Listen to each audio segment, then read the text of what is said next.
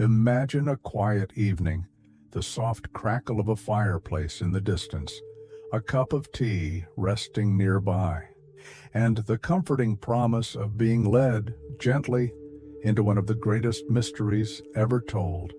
Tonight, allow yourself to drift back to a time when gas lamps lit the foggy streets of London, when danger and intellect danced side by side, and when a brilliant detective faced the most defining challenge of his life.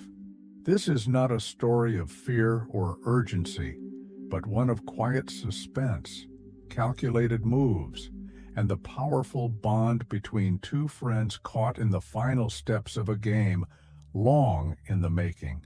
So settle in, let your breathing slow, and allow the rhythm of the words to guide you through a carefully woven mystery, where friendship, sacrifice, and the shadows of justice come together at the edge of a roaring waterfall. This is the final problem, as told for those seeking calm, reflection, and the timeless pull of a well-told mystery. The rain had been falling steadily over London for most of the afternoon.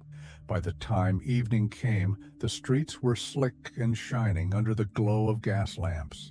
The light from them broke softly across the puddles, creating long, uneven reflections that stretched across the cobbled roads.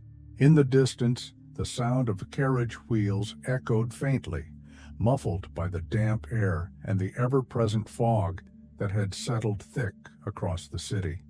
Inside 221B Baker Street, the world felt still, almost frozen in time. The usual warmth of the sitting room seemed dulled. The fire in the grate burned low, its embers crackling occasionally, but offering little real heat. The faint smell of old tobacco lingered in the curtains and along the bookshelves, mixing with the sharper scent of chemical residues from past experiments Holmes had conducted on the corner table by the window. Dr. John Watson sat alone at the writing desk, staring at a blank sheet of paper that rested heavily in front of him. His ink bottle sat uncapped, the dark liquid gathering a thin skin on the surface from being left exposed for too long. The pen rested between his fingers, unmoving. The clock on the mantel ticked softly, marking the slow progression of time, but Watson remained still, as though caught in some invisible weight he could not shake off. For weeks now, he had avoided this task. Every day he found some reason to put it off.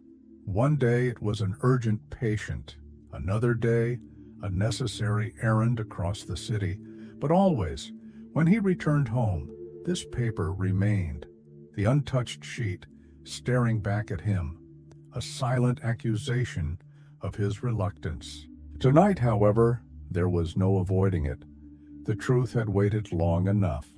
Watson shifted in his chair, glancing briefly toward Holmes's empty armchair across the room. The leather was worn from years of use, the arms slightly darker from where Holmes's hands had often rested. Beside the chair, the violin case remained closed, leaning gently against the wall as though waiting for its owner to return. On the small table nearby, a scattering of papers and old newspaper clippings lay exactly as Holmes had left them. The memories flooded back without invitation. He could almost see Holmes there now, hunched forward, pipe in hand, eyes narrowed in concentration as he unraveled the threads of some unsolvable mystery. There had always been an energy about him, a restless intensity that filled the room even in moments of silence. Now that energy was gone. What remained was only stillness. Watson's chest tightened at the thought. For a long moment, he let his gaze drift toward the window. The view outside was blurred with rain. Beyond the glass, the street below moved slowly, figures in heavy coats making their way along the sidewalks, their faces hidden beneath hats and umbrellas. Life continued out there, indifferent to the grief that weighed down this room. Finally, with a slow breath, Watson dipped the pen into the ink. His hand trembled just slightly as he pressed the nib to the page. The first words came with difficulty, each one dragging with it the burden of memory. It is with a heavy and unwilling heart that I begin to write what may well be the final chapter in the long and extraordinary career of my friend Sherlock Holmes. Watson paused, staring at the sentence, questioning for a brief second if it was enough. Was there any way really to capture the complexity of the man he had known for so many years? Could paper and ink truly contain the weight of what had happened? The answer, of course, was no, but he had to try.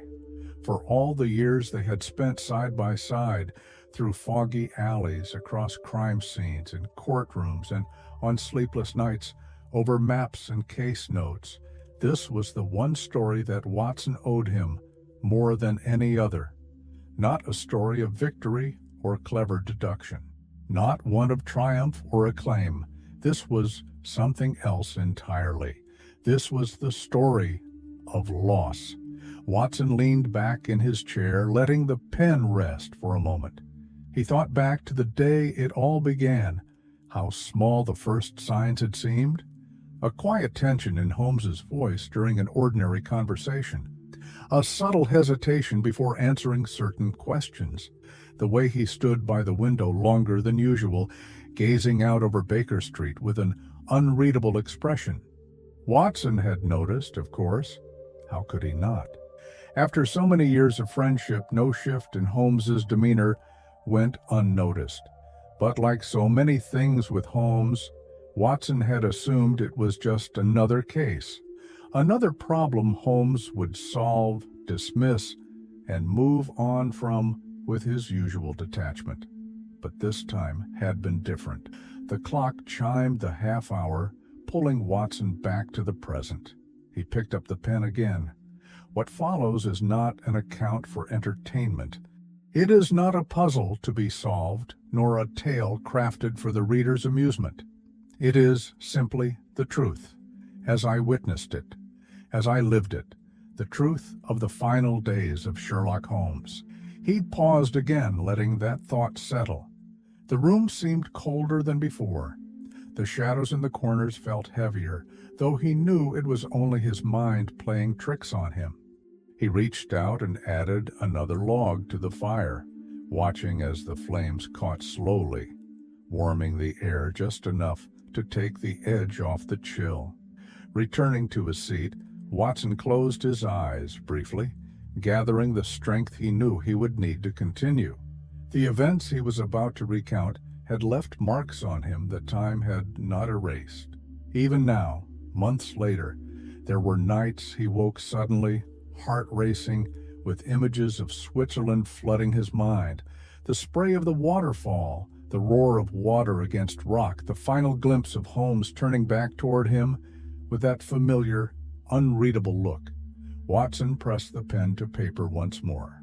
I do not expect understanding from those who read this, nor do I seek sympathy.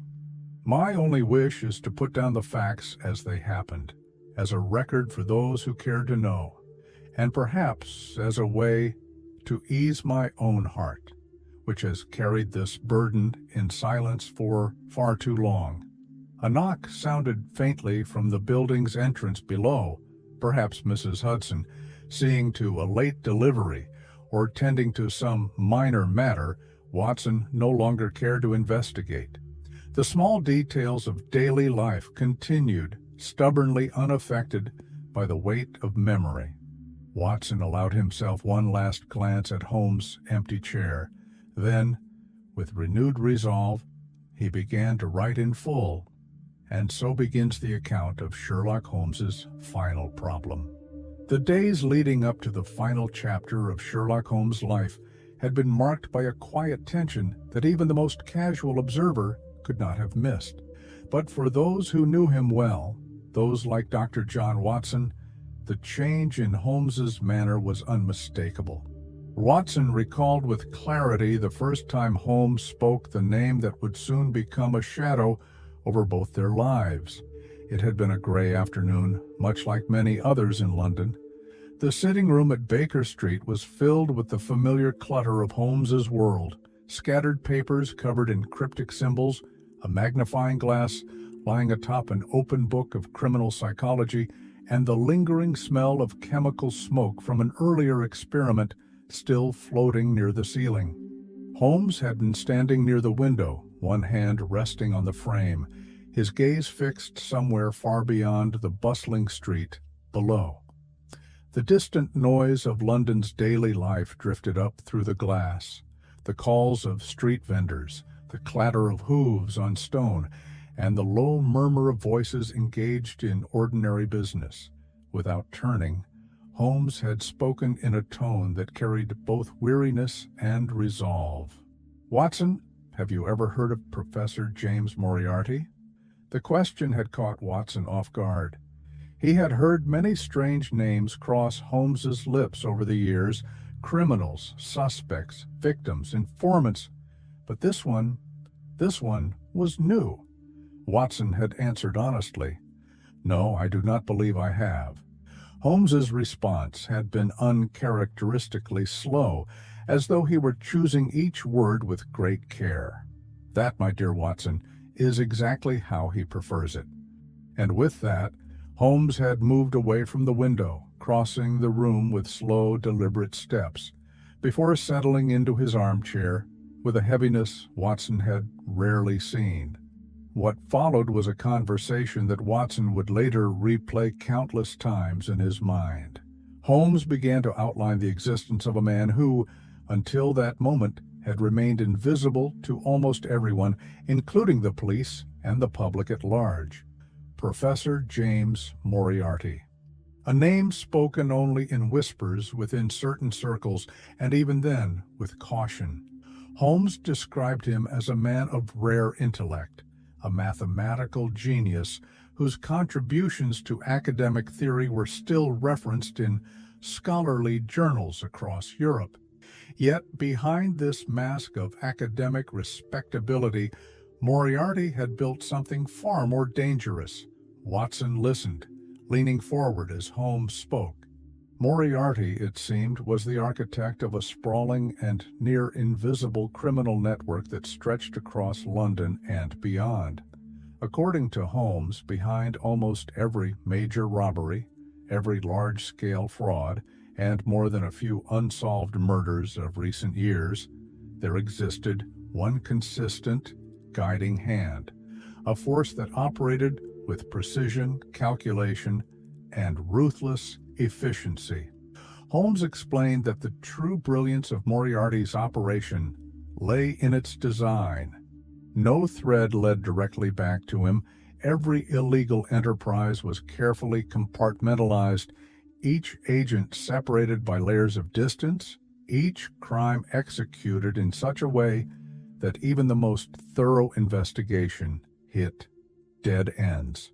If you were to imagine the entire criminal world of London as a complex web, Holmes had said, Moriarty would sit at its very center, not as a participant in the crimes themselves, but as the mastermind, the thinker, the planner, the spider watching as others danced upon the strands he had woven. Watson remembered feeling an unfamiliar chill as Holmes spoke these words. In all their years together, Watson had seen Holmes face countless dangers. They had encountered murderers, blackmailers, spies, and madmen. Yet there was something about the way Holmes spoke of Moriarty that carried a different weight. This was not a common adversary. This was not a single criminal to be pursued and caught. This was an intellect that matched Holmes's own, a mirror image twisted toward darkness. Holmes had risen from his chair at one point during that conversation, moving across the room with restless energy. His hands moved instinctively, tracing invisible diagrams in the air as he explained the layers of Moriarty's organization, the complexity of it, the genius behind its invisibility. For months, Holmes revealed, he had been collecting evidence, working in secret, taking every precaution to stay ahead of the criminal mastermind. Late-night meetings with informants in shadowed alleyways, long hours spent cross-referencing financial records, following trails so faint that even Scotland Yard had given up on them, and now Holmes believed he was finally close to bringing the entire network down. But with this progress had come consequences. Holmes lowered his voice as he described how, in the past few weeks, there had been subtle warnings, anonymous notes left where no one should have had access, silent figures following him through crowded streets, sudden interruptions to his personal mail, attempts to bribe his informants, even coded threats disguised as simple advertisements in the back pages of the Times. Moriarty knew. Watson had asked the obvious question: if Moriarty knows you are after him, why has he not acted more directly? Holmes's response had been immediate, his expression as serious as Watson had ever seen it. He will. Of that I have no doubt. Men like Moriarty do not tolerate threats to their empire. And I am now a threat too large for him to ignore. Watson sat back, letting the weight of those words settle. At the time, he had not fully grasped the depth of the danger Holmes faced. There had always been risks in their line of work.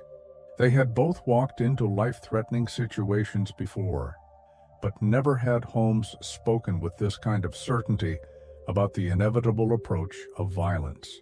It was only later, much later, that Watson would understand the true scale of what Holmes had been up against. The image of Moriarty remained vague in Watson's mind in those early days.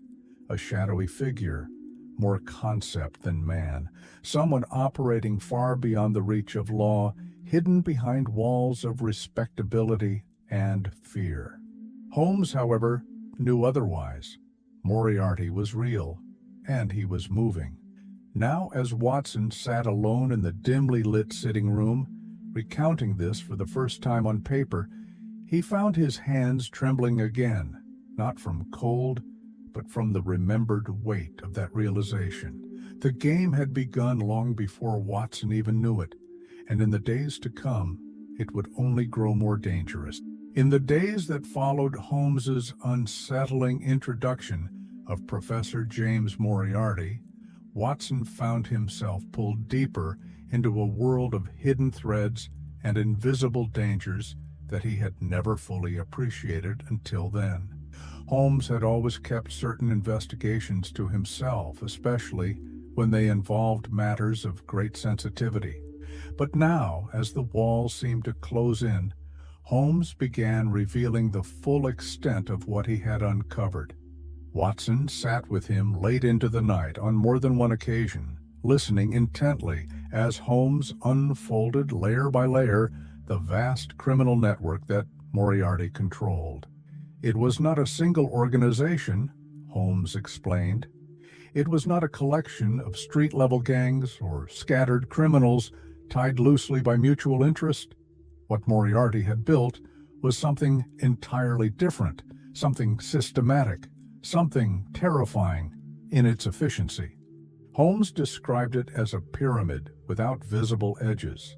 The lower levels were filled with men and women who had no idea for whom they ultimately worked. There were pickpockets, forgers, burglars, and swindlers scattered across London's districts. Above them were the coordinators, individuals who handled money transfers, organized shipments of stolen goods, and arranged cover stories for sudden disappearances. Further up, there were legal advisors, financial brokers, and seemingly respectable businessmen, people with polished manners and legitimate businesses, each unknowingly or knowingly acting as a barrier between the true source of power and the crimes committed in the streets below. And at the very top, shrouded by layers of false identities and protected by both fear and loyalty, sat Moriarty himself. Holmes's voice had dropped lower as he detailed this, his eyes focused somewhere far away, as though visualizing the entire structure in his mind. Watson could feel the weight of it settle on his shoulders as he listened. It was not merely the scale of the operation that disturbed him, but the cold mathematical precision with which it had been designed. Holmes pulled from a locked drawer a folder that Watson had never seen before. Inside were pages filled with carefully documented observation, coded messages intercepted from the post, receipts from obscure financial transactions, maps of London marked with small, precise red dots. Watson leaned forward, studying the documents. The red dots formed patterns that, when seen individually, meant nothing. But taken together, with Holmes's explanations guiding the way, they revealed clusters of activity, points where crimes had been organized, funds had been transferred, or witnesses had vanished without explanation. Holmes pointed to one area near the docks. "Do you remember the case of the Van Hoyten shipping fraud?" he asked quietly. Watson nodded. "And here," Holmes gestured to another part of the map, the location tied to the unsolved arson that had consumed 3 warehouses just 2 months prior. Every incident Watson recalled from recent months, cases that had seemed unrelated at the time, now sat connected by lines Holmes had drawn between them. It was staggering. Holmes had worked largely alone in assembling this network of evidence. The risk of sharing too much information, even with trusted contacts at Scotland Yard, was too great. There were leaks everywhere, Holmes insisted. People with clean uniforms and official titles who were, knowingly or not, operating under Moriarty's influence. Even as Holmes spoke of these things, Watson could see the toll it had taken on him. The dark circles under his eyes had deepened.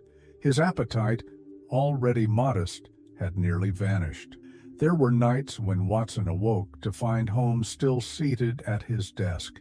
Candle burned low, his face illuminated only by the faint glow as he pored over documents and calculations well past dawn. Despite all this, Holmes remained driven. There was no frustration in his tone, only focus. No fear, only resolve. Watson asked cautiously why Holmes had chosen now to confide so much.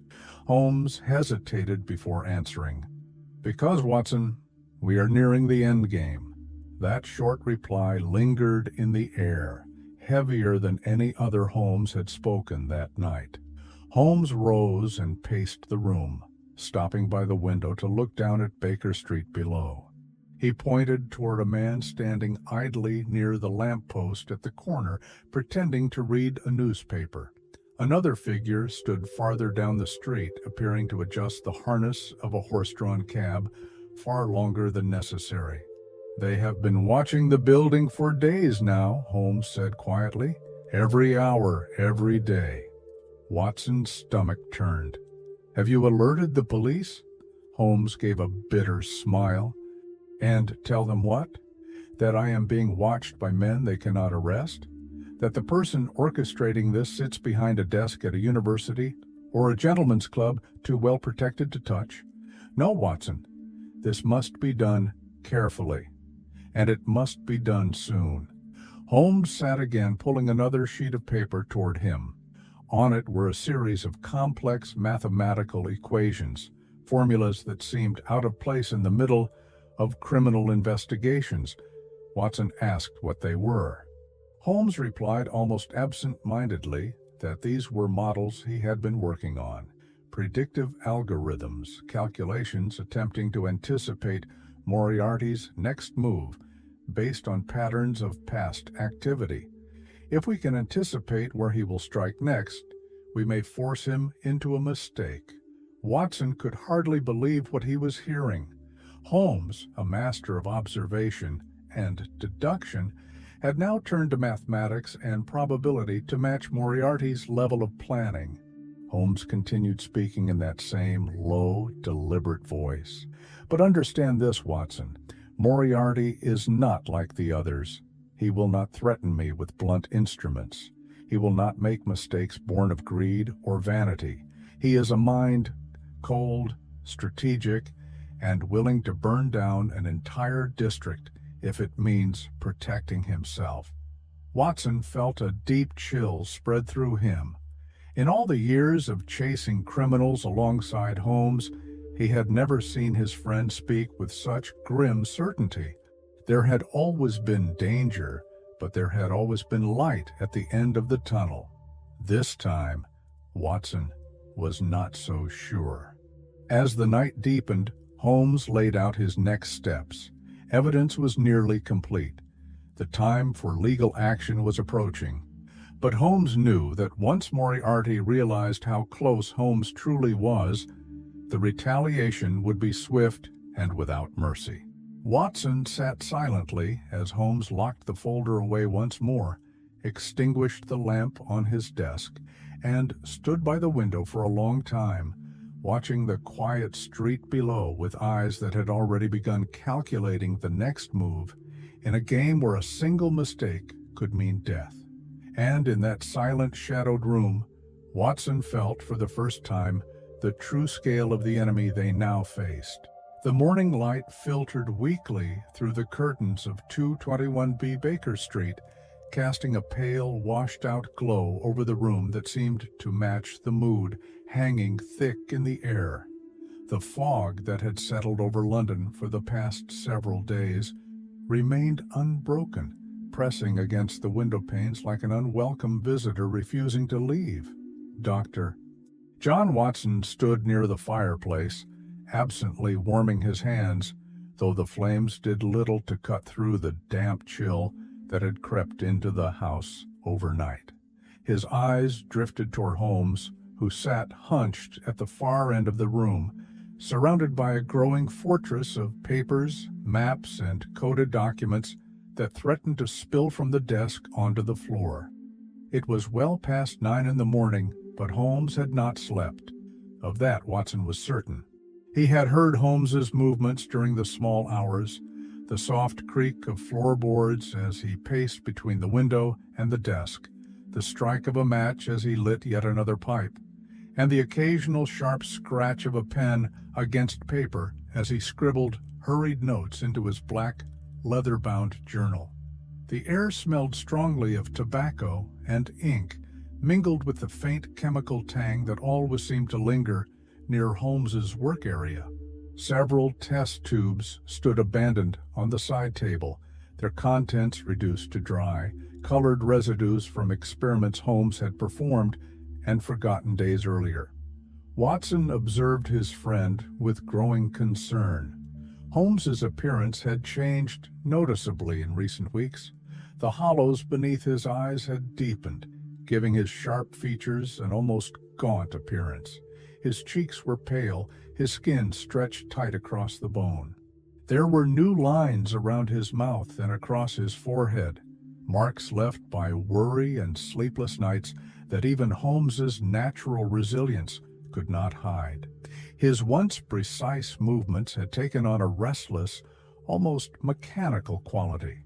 There were moments when Holmes would pause mid-thought, staring at some fixed point in the room with unblinking intensity, as though lost in calculations invisible to anyone but himself.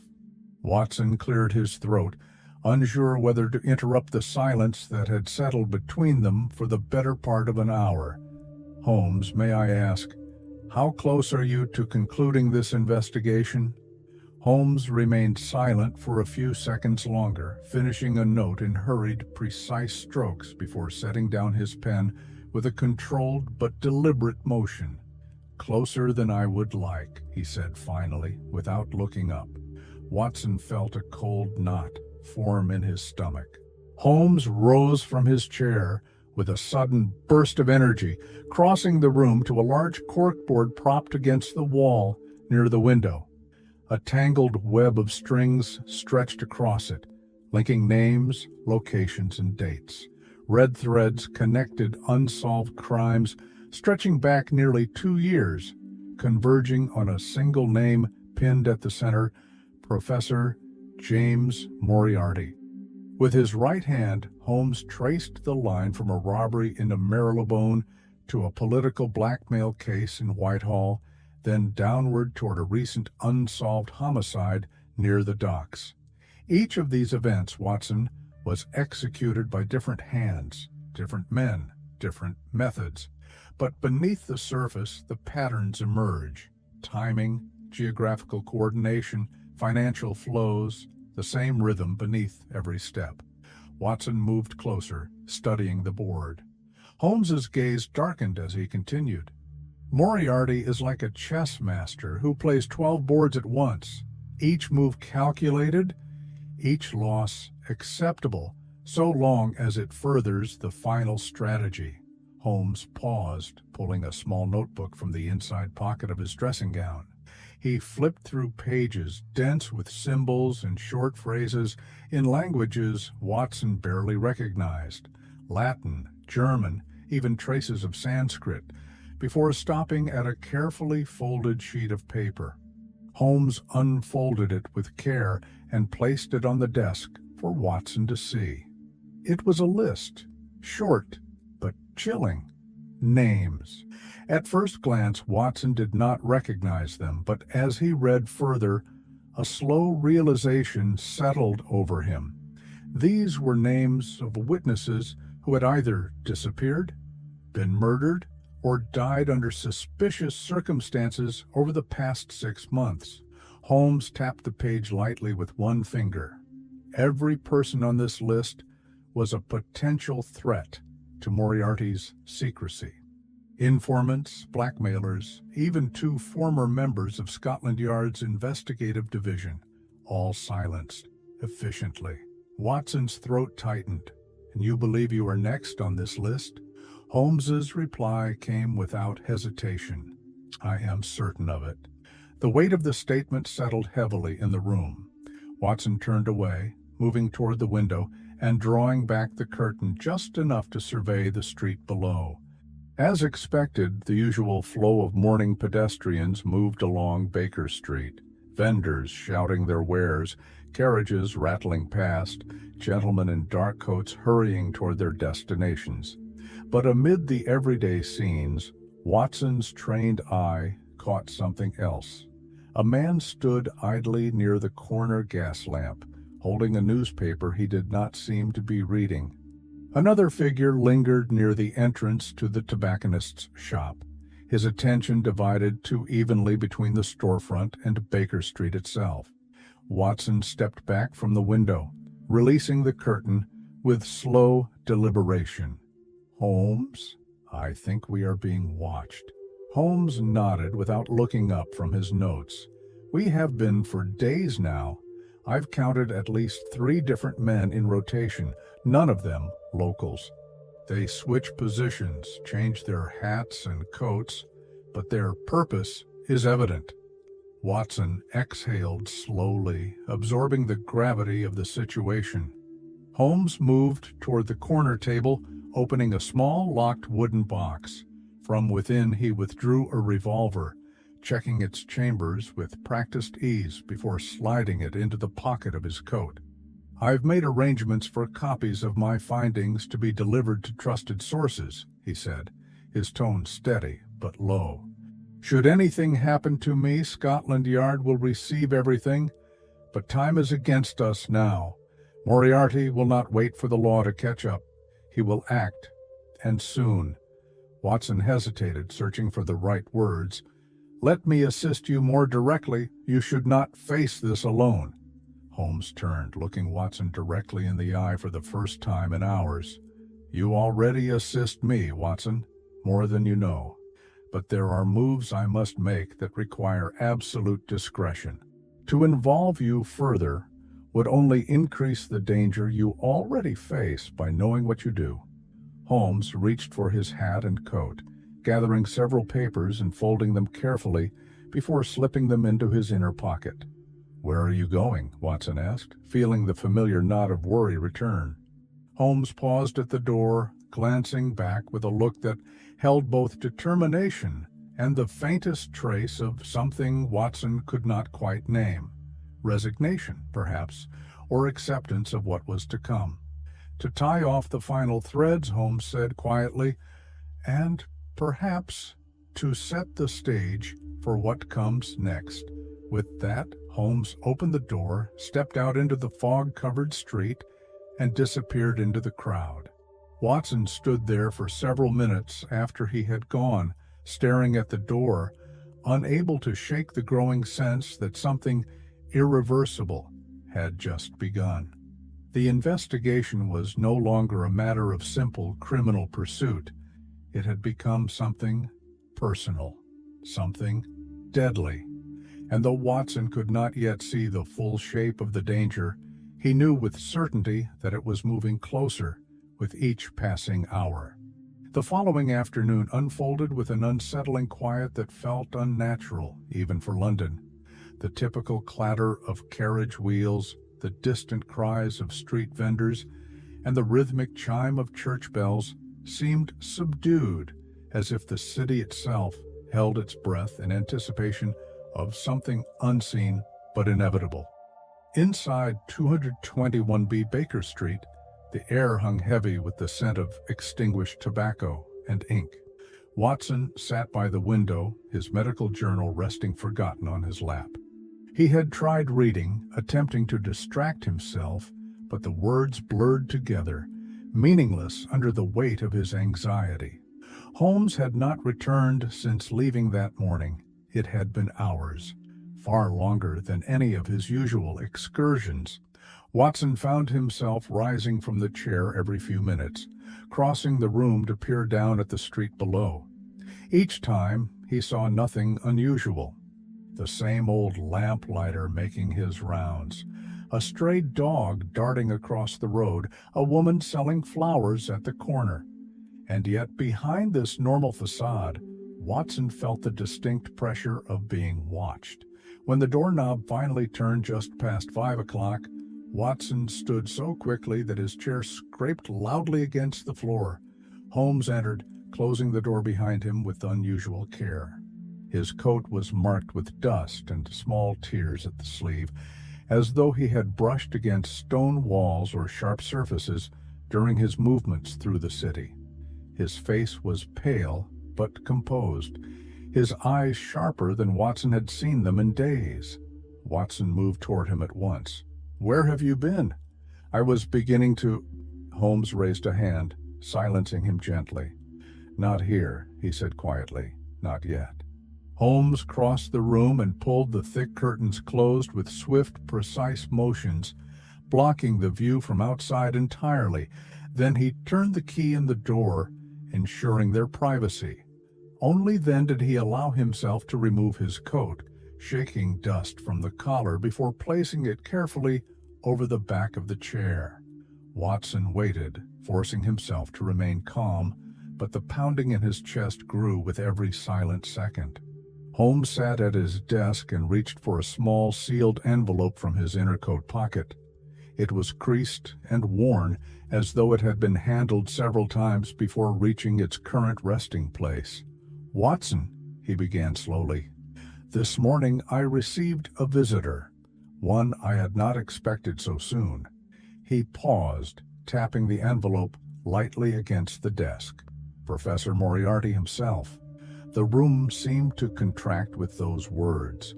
For a moment, Watson thought he had misheard. "Moriarty, here, in this room?" Holmes shook his head. "No." He requested a more neutral location.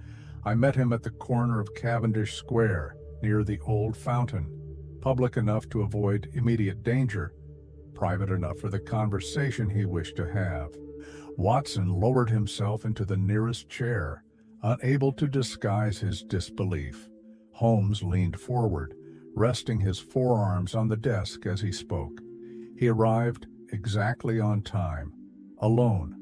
No bodyguards, no visible weapons, nothing but his walking stick and that cold, mathematical gaze I had read about but never seen for myself until today. Watson could picture it in his mind.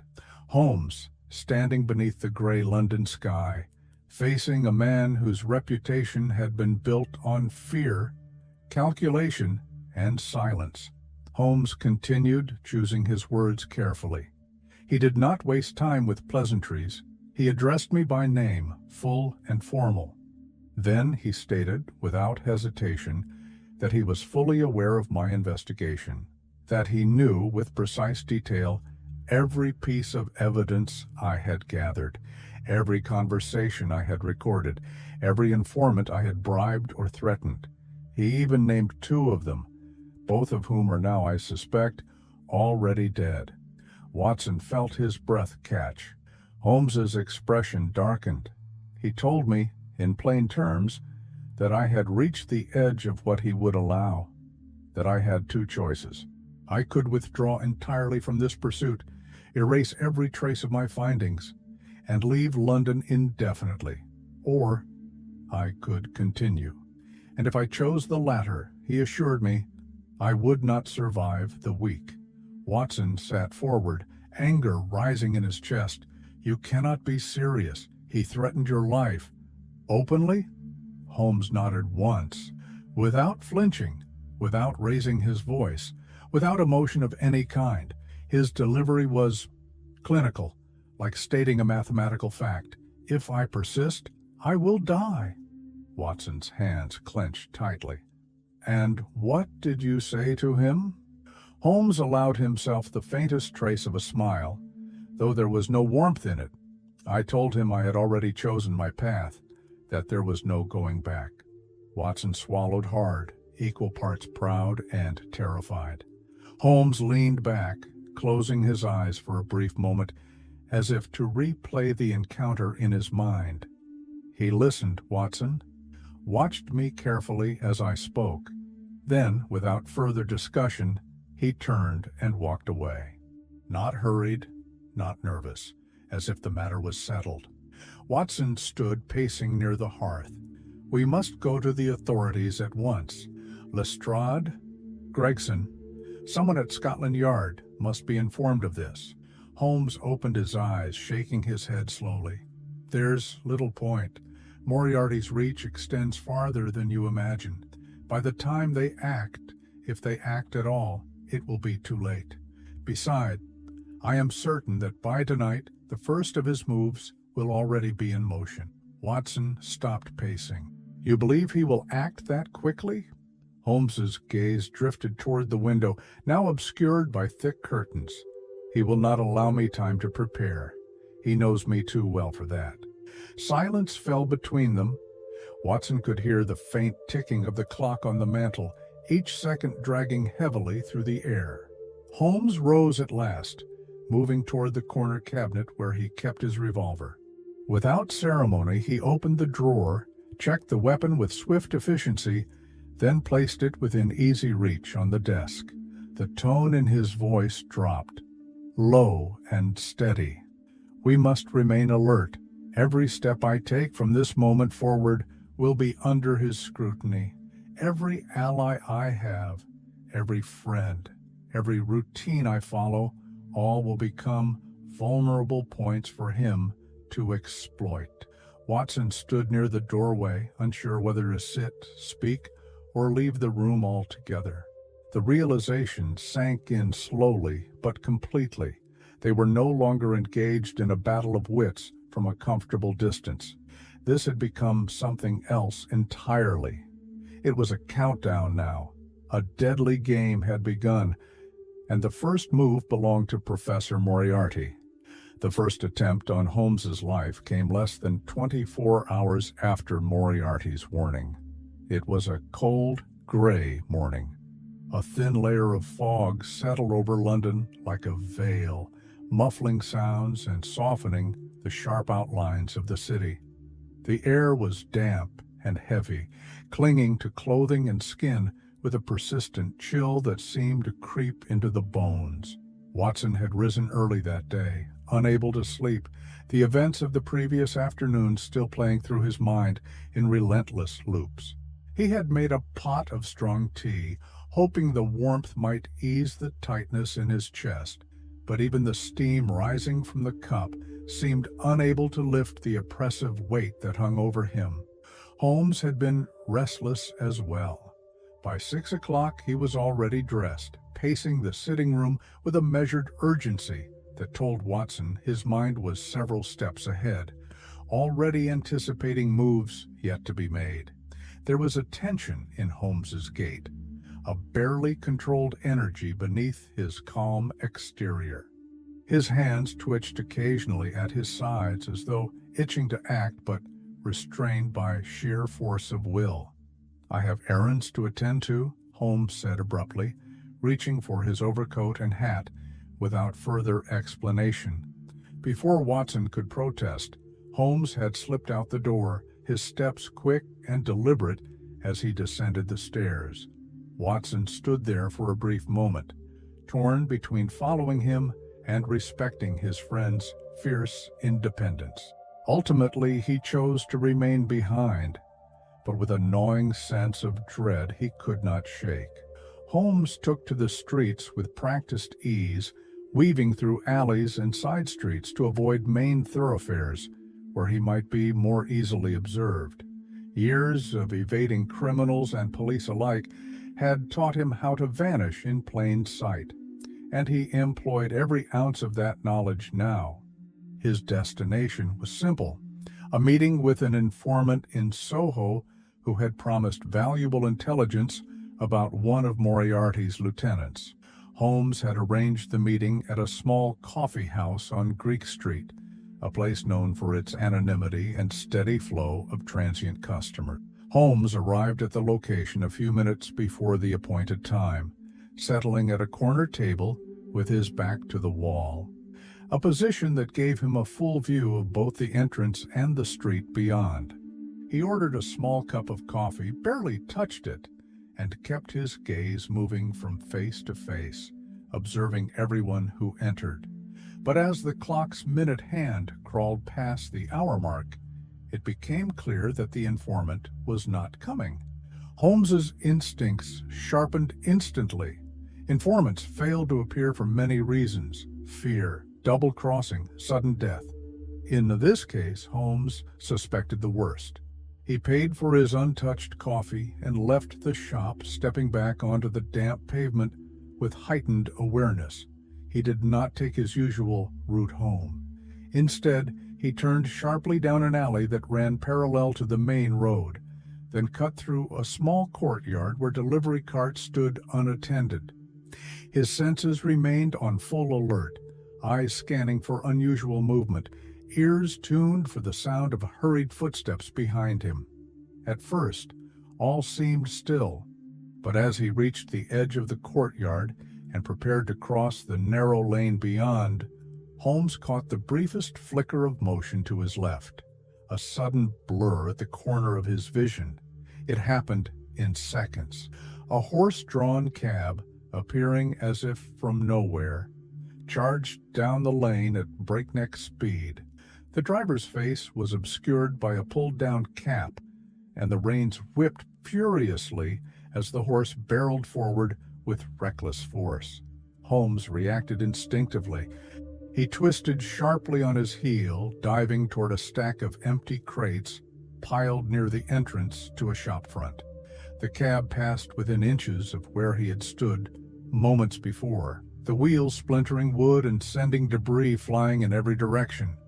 The horse screamed, its hooves skidding violently on the wet cobblestones, but the driver made no attempt to slow. Within seconds, the cab disappeared down the street, vanishing into the thick London fog as though it had never been there at all. Holmes remained on the ground for a brief moment, catching his breath, assessing for injuries: a scrape along his forearm from the fall, a bruised shoulder, but nothing serious. More troubling than the physical impact was the confirmation of what he already knew.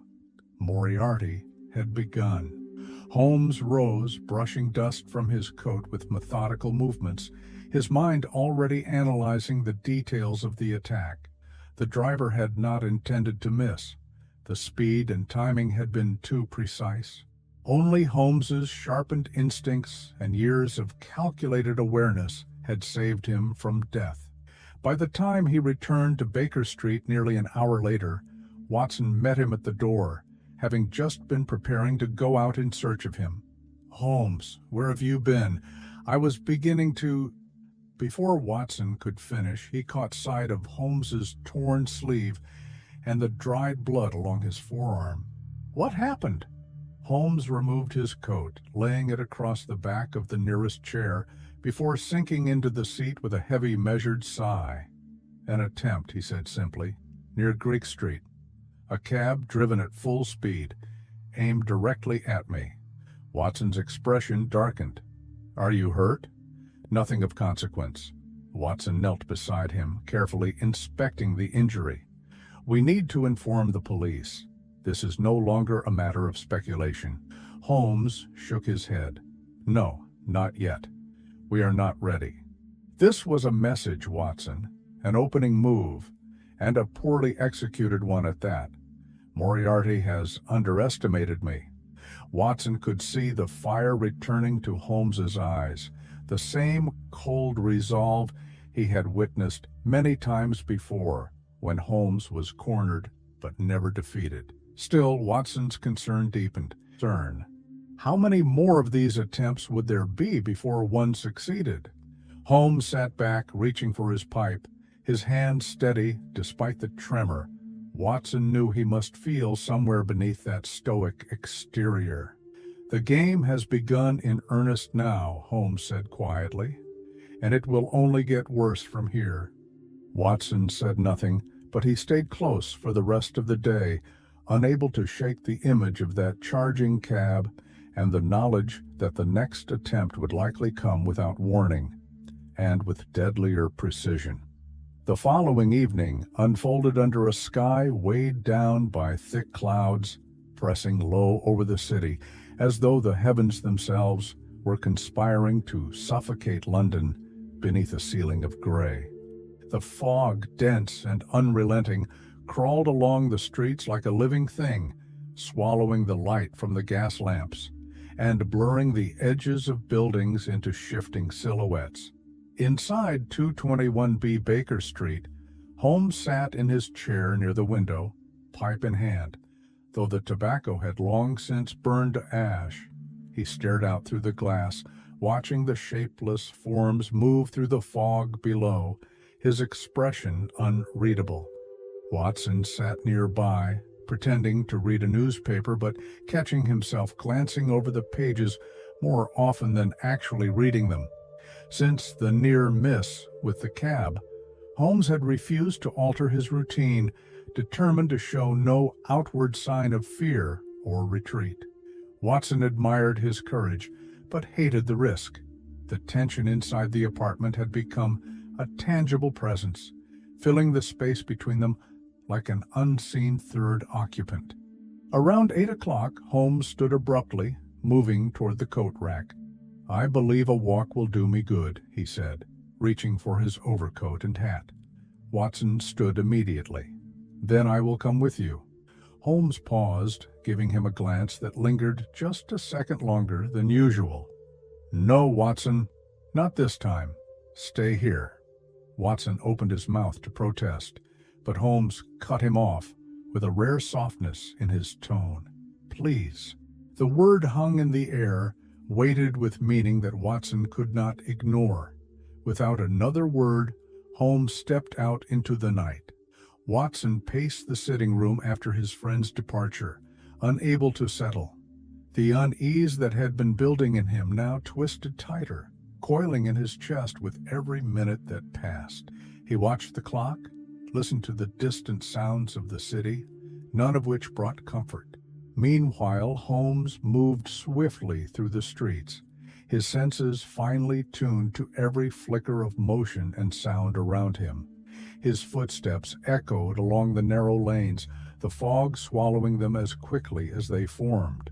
He followed a deliberate but unpredictable route, weaving through Soho, down toward the river, cutting across Charing Cross, then doubling back toward the theater district.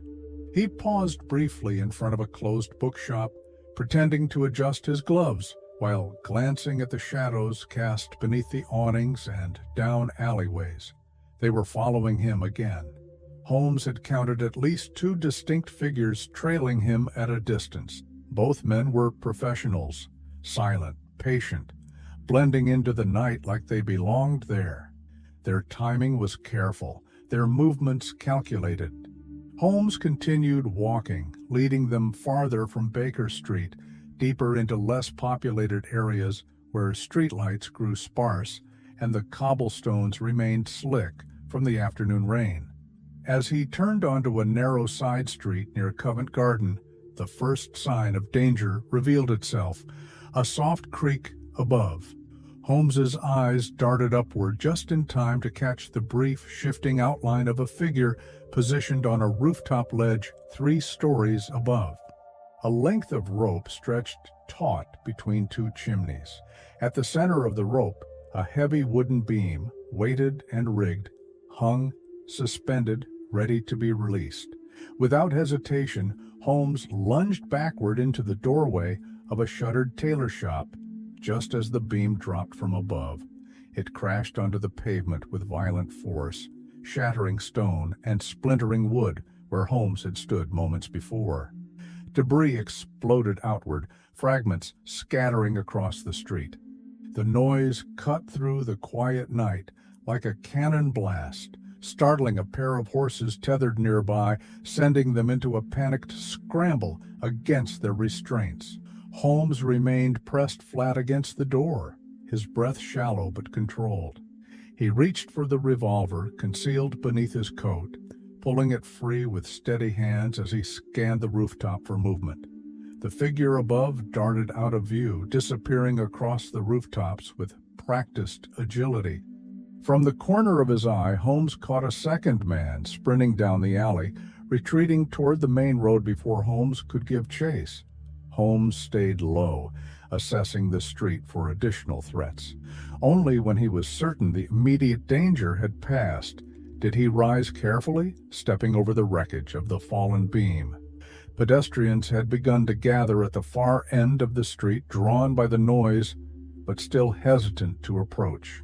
Holmes slipped into the shadows, blending into the night as easily as he had been followed through it. By the time he returned to Baker Street nearly 40 minutes later, the adrenaline still burned in his veins, though his outward appearance betrayed none of it. Watson opened the door before Holmes could even reach for the handle, having waited near the entrance since hearing the distant crash echo through the neighborhood. Holmes entered quietly, removing his coat with slow, deliberate movements. Watson's eyes immediately fell on the small tears in the fabric, the dust and grime marking Holmes's clothes, and the shallow scrape across his knuckles. What happened? Another attempt, Holmes replied flatly, crossing to the table and pouring himself a small glass of brandy. Watson's heart sank. Where? Near Covent Garden, a rooftop, a weighted beam. Had I walked 5 seconds slower? Holmes left the sentence unfinished, taking a slow sip from the glass. Watson's hands trembled slightly as he reached for the revolver kept in the drawer by the door. Holmes sat down, resting his elbows on his knees, staring at the floor with unfocused eyes, as though reviewing every second of the attack again in his mind.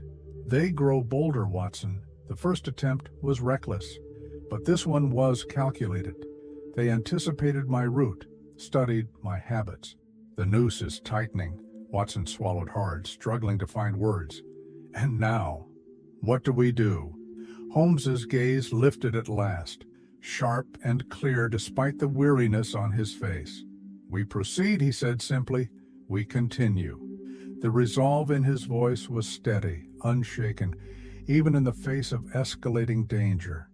Watson sat near him in silence for the rest of the evening, the two men sharing the quiet understanding that the game with Moriarty was no longer just one of intellect and strategy. Now it was a matter of survival, and there was no turning back. The morning after the second attempt on his life, Holmes rose earlier than usual. The faint light of dawn had only just begun to break over London, casting the city in soft tones of blue and gray, when Watson heard the faint creak of floorboards above him. Holmes had not slept more than a few hours, if at all. Watson knew this without needing to ask. He had heard Holmes pacing long past midnight, the floorboards groaning under restless footsteps. Every now and then, the sound of papers being shuffled or drawers opening and closing had drifted through the walls, each noise carrying the unmistakable tension of a man caught between thought and impending action. Watson rose and dressed quickly, descending to the sitting room where he found Holmes already standing by the window. His lean figure was outlined against the glass, hands clasped tightly behind his back, eyes fixed on the fog-covered street below. The gas lamps burned low along Baker Street, their light diffused by the mist that hung thick in the air. A milk cart passed by, the rattling of its wheels distant and muffled. An early newspaper boy hurried past, his cap pulled low over his face. The world was waking, but for Holmes and Watson it felt as though sleep had never arrived at all. Without turning, Holmes spoke, his voice low but clear. "You see him, do you not?" Watson moved to stand beside him at the window, following Holmes' gaze. At the far corner of the street, a man stood near the iron railings, pretending to examine the display in the window of a tobacconist's shop. He had been there for nearly an hour. Before him, another man had stood in the same spot. Watson had noticed both, but had kept silent until now. "Yes, I see him," Watson replied quietly. Holmes turned away from the window and crossed the room to his writing desk. He opened a drawer and removed a small, leather-bound notebook, placing it carefully on the table. Watson noticed that the pages were already filled with dense, handwritten notes, dates, and names. Holmes pulled a chair close and gestured for Watson to sit opposite him. The sudden seriousness in Holmes's tone left no room for protest. "Watson, there is something I must say to you now, and I require your full attention." Watson sat, his heart already tightening in his chest. Holmes rested his forearms on the table, leaning in slightly. "The situation has escalated far beyond what I originally anticipated. The first attack was crude, the second far more deliberate. Moriarty is no longer sending warnings.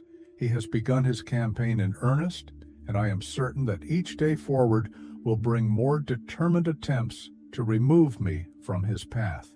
Watson opened his mouth to speak, but Holmes lifted a hand to stop him. "Please, let me finish." Watson fell silent. Holmes's eyes were sharp, focused, but beneath the control, Watson detected the shadow of something deeper, something Holmes rarely allowed to surface. "You are aware, of course, that I have gathered enough evidence over the past few months to dismantle Moriarty's organization if presented at the right moment, with the right witnesses. That fact alone is why I am still alive. Moriarty cannot afford to let me fall into the hands of the law, at least not yet." Holmes paused, his fingers tightening around the edge of the desk for a brief second. But make no mistake, that small margin of hesitation will not last. Watson shifted in his seat, fighting the urge to interrupt, but Holmes continued, "I have sent copies of my findings to 3 different locations, 2 within the city and 1 abroad. Should something happen to me, there are individuals prepared to act on my behalf. The evidence will reach Scotland Yard, and the arrests will follow. That much, at least, I have secured." Watson felt a cold shiver run down his spine. Holmes stood, moving toward the fireplace where the remnants of last night's fire still smoldered faintly. He picked up the poker, stirring the ashes with slow, deliberate movements, before replacing it carefully in its stand. "There is one matter, however, that cannot be addressed through documents or legal channels, and that is the safety of those closest to me." Holmes turned to face him fully now. "Watson, you are in danger." The words struck with more force than Watson expected. Holmes's tone was steady, but his eyes betrayed the gravity of what he was saying. I cannot say when or how, but I am certain that Moriarty will not limit his actions to me alone. You have stood at my side through every stage of this investigation. That fact alone makes you a target. Watson leaned forward, his voice low but determined. Then let me help you. Let me face this with you. Holmes's expression softened for the briefest moment. Your loyalty is something I have never doubted, Watson, but understand, this is not like our past cases. This is not a matter of confronting a single criminal in a dark alley or exposing a fraud in a drawing room. This is a war, and Moriarty is a general who leaves no survivors when he strikes. Watson clenched his fists, unwilling to accept the idea of stepping aside. Holmes crossed the room again, retrieving a small slip of paper from beneath a stack of correspondence. He handed it to Watson. On it was a single name and address, a location on the outskirts of the city. If matters worsen beyond what I can control, he said carefully, you are to go there at once. The gentleman residing at that address has instructions to assist you in whatever capacity is required. Do you understand me? Watson studied the paper for a long moment before folding it and placing it inside his jacket pocket. I understand, but I will not leave you, Holmes. A faint smile tugged at the corner of Holmes's mouth. I would expect nothing less. The two men sat in silence for several minutes after that, the clock on the mantel ticking steadily between them. The air seemed heavier than ever before, filled with unspoken fears and the quiet certainty that something terrible approached. Finally, Holmes stood once more. Today, we proceed as planned. No deviations. I have one final piece of this puzzle to secure. And then... His voice trailed off, but Watson caught the meaning. Holmes reached for his hat and coat again, glancing toward the window one last time before stepping toward the door. Stay alert, Watson, he said softly, and be ready for anything. With that, he was gone. Watson sat there for a long time after, staring at the empty chair across from him, the slip of paper pressing against his chest, like a silent warning he could not ignore. The following 48 hours would remain carved into Watson's memory with a clarity that time would never erode. By late afternoon on that fateful day, the light over London had turned dull and metallic, filtered through layers of dense cloud. The streets, still slick from a morning rain, reflected the faded amber of the gas lamps beginning to flicker on one by one as the evening crept closer. Holmes had returned to Baker Street just before 4 o'clock, his coat wet at the edges, his expression set in a way that left no room for small talk or curiosity. Without pausing to remove his hat or gloves, he closed the door behind him with a quiet finality and locked it. Then, moving swiftly, he drew the heavy curtains across every window, turning the familiar sitting room into a dim, enclosed space lit only by the subdued glow of the fireplace. Watson, seated at his desk making notes on a patient, stood immediately. Holmes's first words came with no preamble, no explanation. We leave tonight. Within the hour, Watson froze. Leave? Leave where? Holmes removed his gloves with quick, efficient movements and pulled out a small leather satchel from beneath the side table. From inside, he withdrew a set of railway timetables, already marked with pencil notations. We take the evening train to Dover, he said, laying the schedule flat on the table. From there we cross to Calais, and from Calais by morning we will be en route to Brussels. Watson opened his mouth to speak, but Holmes held up a hand. There is no time for discussion, Watson. Events are moving faster than I anticipated. I received confirmation today from two separate sources. Moriarty has placed men at every key point in the city, the train stations, the docks, even the telegraph offices. If we remain in London one more night, I doubt I shall live to see tomorrow's dawn." Watson swallowed, his throat tightening at the starkness of Holmes's words. "And me? Am I also being watched?" Holmes paused, meeting Watson's gaze with a brief flicker of hesitation, rare and unsettling. "Yes, Watson, they are watching you as well." The answer left no space for argument. Holmes moved quickly through the room, gathering only the most essential items: a small worn revolver, 2 notebooks filled with coded notes, a sealed envelope that Watson recognized instantly, the one Holmes had prepared days earlier, to be delivered to Scotland Yard in the event of his death. "Leave your medical bag," Holmes instructed over his shoulder. "Bring only what you can carry in your coat. Money, identification, nothing that will slow you down." Watson obeyed, moving with urgency, stuffing his wallet and a few documents into the inner pocket of his jacket. The gravity of their flight settled in fully as he did so. This was not an investigative trip, not a calculated expedition for the sake of a case. This was survival. Minutes later, both men stood in the small entryway of the apartment.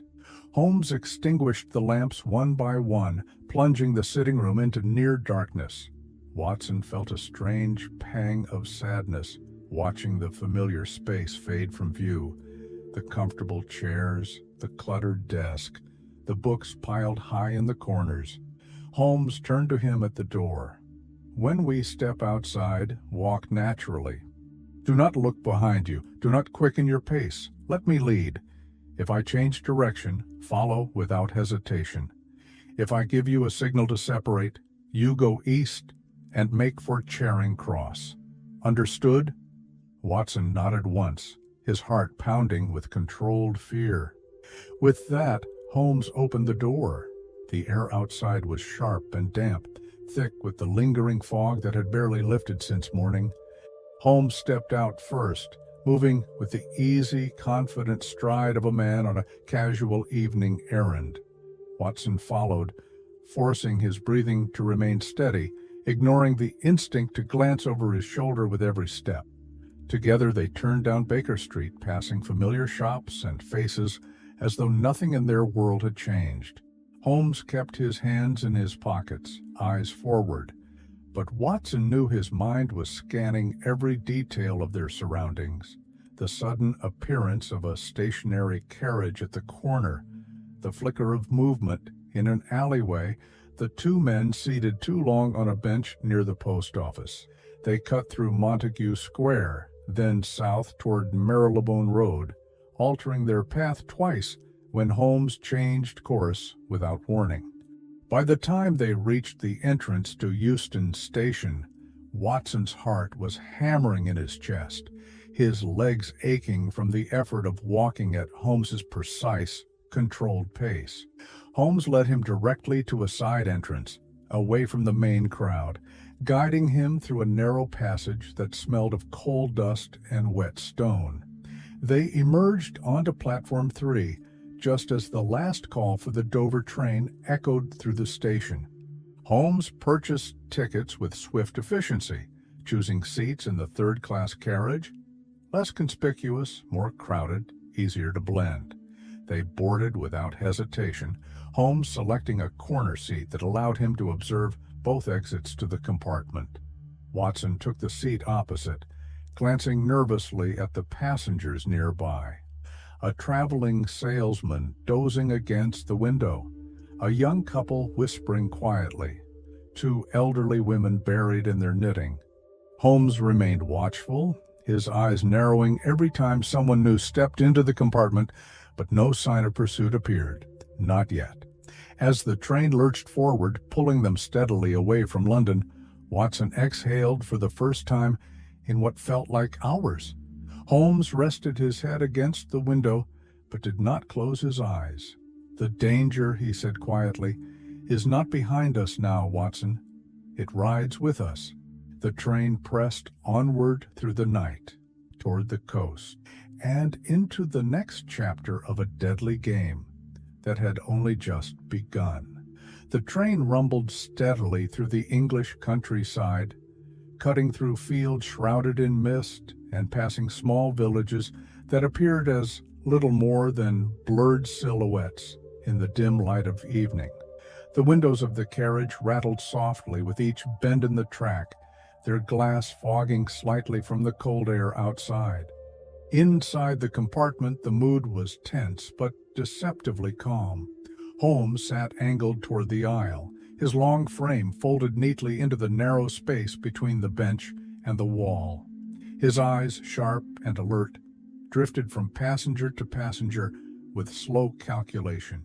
His demeanor appeared casual, almost bored to the casual observer, but Watson, seated directly across, recognized the quiet strain behind that practiced indifference. Watson, too, kept his gaze low, pretending to read from a folded newspaper he had picked up at the station. But behind the paper, his eyes tracked every movement within their section of the train. Several other passengers occupied the carriage. A middle-aged man with a thick mustache snoring faintly in the corner, a young woman with a sleeping child cradled in her arms, and two gentlemen seated together near the far end, engaged in low conversation, their voices too soft to overhear. For the first half hour, there had been no sign of danger. The landscape outside rolled past in shades of gray and muted green, the fog growing denser as the train pushed southward. But as they approached Canterbury, Holmes's posture changed subtly. He adjusted the position of his hat, lowered his head slightly, and shifted his gaze toward the aisle where a new passenger had just entered the compartment from the adjoining car. The man was tall, wearing a dark overcoat, and carried a leather satchel slung over one shoulder.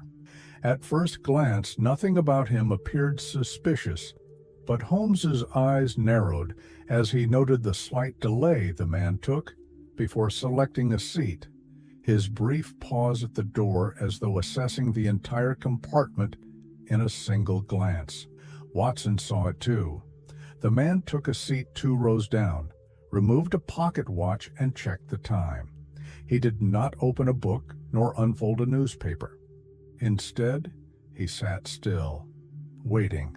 Holmes leaned slightly toward Watson, speaking in a tone barely above a whisper.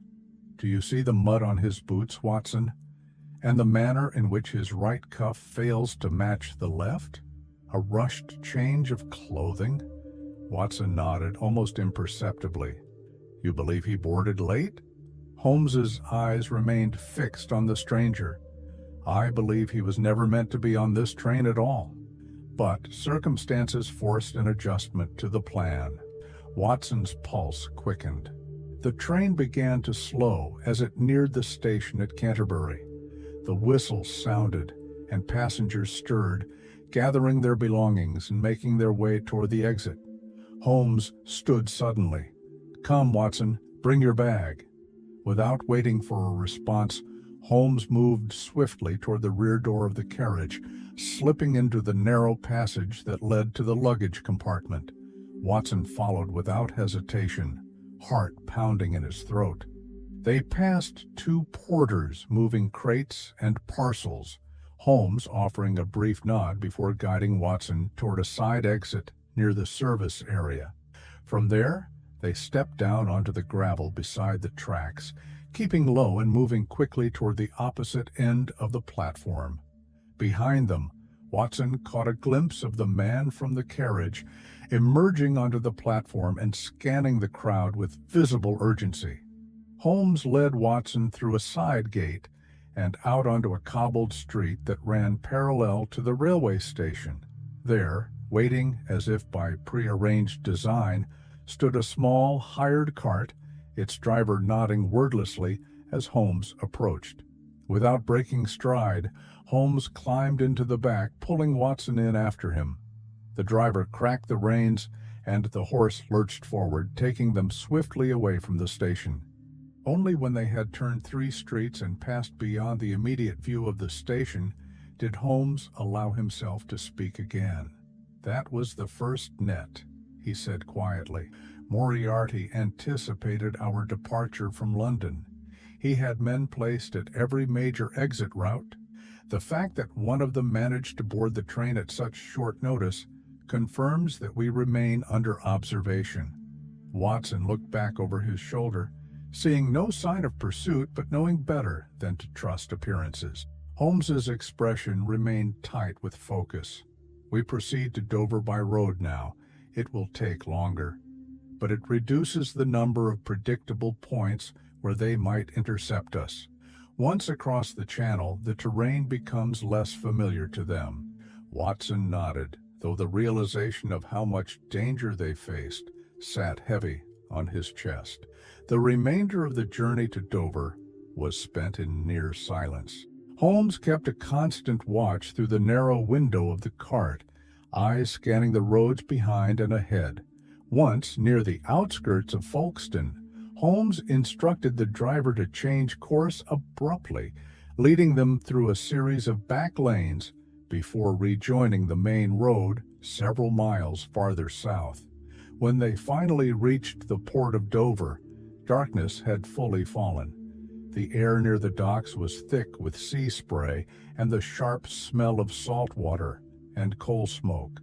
The lights of the Channel steamers glowed faintly through the mist, and the distant clang of ship bells rang out across the harbor. Holmes guided Watson toward the booking office without hesitation, purchasing 2 tickets for the midnight crossing to Calais. As they stood waiting on the pier, Holmes spoke in a low voice, barely audible, over the sounds of loading cargo and shouting deckhands. "Once we are across, Watson, we must assume that Moriarty will not delay. He will come himself if necessary." Watson turned sharply at that. Moriarty himself? Holmes's gaze remained fixed on the water, where the dark outline of the steamer grew clearer as it approached the dock. "Yes, Watson, a man like him does not tolerate unfinished business." As the boarding bell rang and passengers began to file up the gangway, Holmes adjusted his coat collar against the cold sea air and stepped forward. Watson followed close behind, both men disappearing into the crowd as the ship prepared to pull away from the safety of England's shores and into the unknown dangers that awaited them across the Channel. The Channel crossing that night was a cold and uneasy passage, the air damp and sharp with salt, the sea restless beneath the hull of the steamer.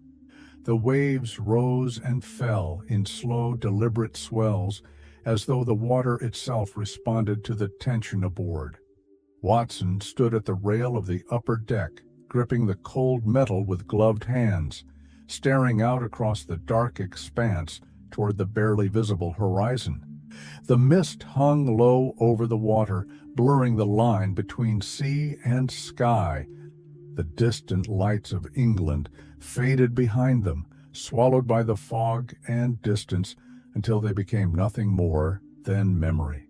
Below deck, Holmes remained seated near the aft section of the passenger cabin, his head slightly bowed, appearing to rest, but Watson knew better.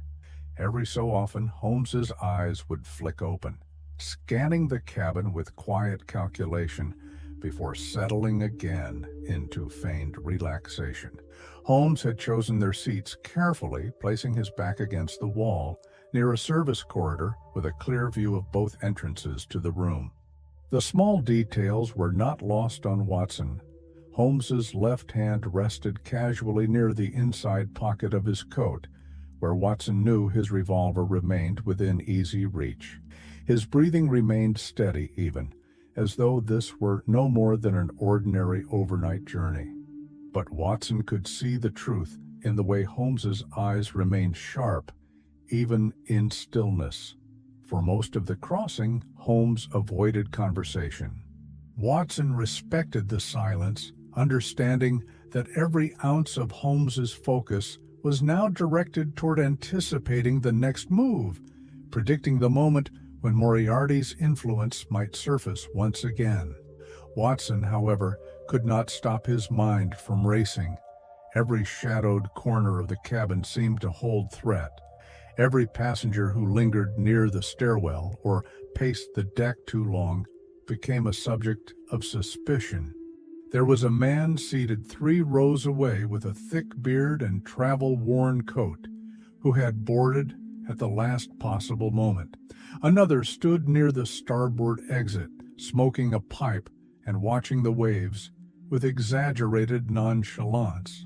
Watson had never been prone to paranoia, but the weight of fear now settled on him as heavily as the salt air in his lungs. At one point during the night, Holmes stirred, rising from his seat with slow, deliberate movements. Without speaking, he nodded for Watson to follow him up to the open deck. They stood near the stern, the chill of the wind cutting through their coats. The sea below churned in slow, rolling patterns, black and endless. Holmes remained silent for a long while, staring at the water. Watson, waiting, could sense something shifting in him. Finally, Holmes spoke, his voice low but steady, each word chosen with care. "Do you recall, Watson, the case of the Rotterdam forgery ring?" Watson blinked, startled by the sudden shift in topic. "Yes, 2 years ago." "Why?" Holmes's lips curled faintly, almost a smile, but not quite. "There is a pattern to moments like this. When the net draws tight, when the pressure reaches its peak, I find that my mind returns to earlier cases, successful resolutions, calculated victories. It is a way, I suppose, of reminding myself that there is always a solution." Watson stood quietly beside him, letting the words settle. "I have never seen you like this, Holmes. Not with this degree of—" He hesitated, searching for the right word. Personal intensity. Holmes's gaze remained on the horizon. "Because it is personal, Watson. More than you know." The words hung there, unanswered, leaving Watson to wonder at their deeper meaning. After a few more minutes, Holmes straightened his coat collar, turned from the rail, and guided Watson back toward the passenger cabin. They returned to their seats just as the ship's whistle sounded, signaling their approach to the French coast. Calais emerged from the mist like a shadowed promise of escape, though Watson knew full well that the danger had not been left behind on English soil. As the steamer pulled into port and passengers began gathering their belongings, Holmes remained seated until the last possible moment.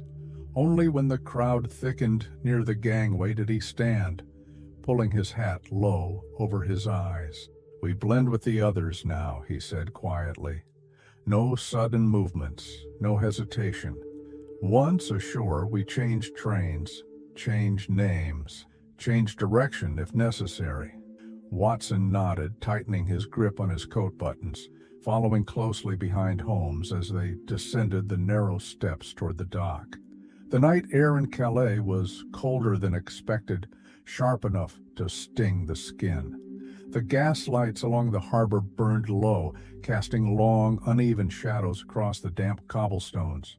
As they stepped off the gangway and into the shifting crowd of travelers, Holmes's pace remained even, unhurried, every movement precise and measured. Watson stayed at his side, his pulse quickening with every step as they moved further from the water and toward the waiting line of carriages and cabs that would carry them into the heart of the continent. Holmes did not look back, not once. And in that steady, focused walk through the fog and unfamiliar streets, Watson understood fully. Holmes was in control, calm, focused, resolved. The game with Moriarty was far from over, but for this moment, Holmes held the advantage, if only by the smallest of margins. The journey across the European continent unfolded in a blur of station platforms, hurried departures, and unmarked detours. From Calais, Holmes and Watson boarded a night train to Brussels. Traveling under false names with hastily arranged travel papers, that Holmes had procured through means he did not share. Their tickets bore unfamiliar identities, businessmen on a quiet tour, easily forgettable, purposely bland. Holmes insisted they avoid speaking English in public spaces, instead muttering short phrases in passable French or remaining silent altogether. Watson, though uneasy with the disguise, complied without question, following Holmes's every lead as they crossed through Belgium and into Germany with carefully timed transfers. At each station, Holmes would pause just long enough to scan the faces of those disembarking and those waiting on the platform. If he noticed any pattern, any familiar figure trailing them from one location to the next, he gave no outward sign, yet Watson knew better than to assume their passage was unnoticed. Their luggage consisted of only the essentials. Holmes carried a small leather valise, battered and nondescript, inside of which lay his revolver, a few personal documents, and the critical notes from his investigation into Moriarty's empire, pages written in cipher, indecipherable to anyone without the correct key. Watson carried little more than a spare shirt, a flask of brandy, and a pocket medical kit. Each day felt like moving further into uncharted territory, both geographically and emotionally. By the time they reached Switzerland, more than 4 days had passed since their hurried departure from London. The landscape outside the train began to change dramatically. Gone were the low, rolling hills of Belgium and the dense cityscapes of Germany. Now the land rose sharply on either side, the distant peaks of the Alps cutting jagged silhouettes against a pale sky. Watson found himself staring out the window during the final leg of their journey, watching the landscape turn wild and beautiful in ways he had never experienced before. Green valleys opened between sheer mountain cliffs, and small villages clung precariously to hillsides like clusters of stubborn life refusing to yield to the stone. Holmes, seated across from him in the train compartment, remained largely silent. His gaze stayed fixed on the papers in his lap, making occasional annotations with a small pencil, his movements steady but slow, as though each note required more concentration than usual. Watson noticed the change in him. The sleeplessness was catching up. There was a faint pallor to Holmes's face now, a deeper set to the lines at the corners of his mouth. And though Holmes's composure remained intact, Watson could sense the mental toll of the relentless pursuit. Late that afternoon, their train pulled into the small station at Meiringen.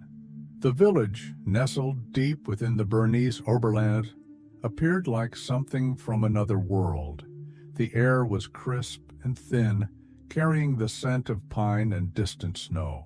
Wooden chalets lined the narrow streets, their dark roofs sloping beneath the weight of years of alpine winters. Smoke drifted lazily from stone chimneys, and the sound of cowbells carried faintly from the nearby hills. Watson stepped down from the train first, adjusting his coat against the sudden drop in temperature. Holmes followed, his eyes scanning the modest platform with quick, practiced.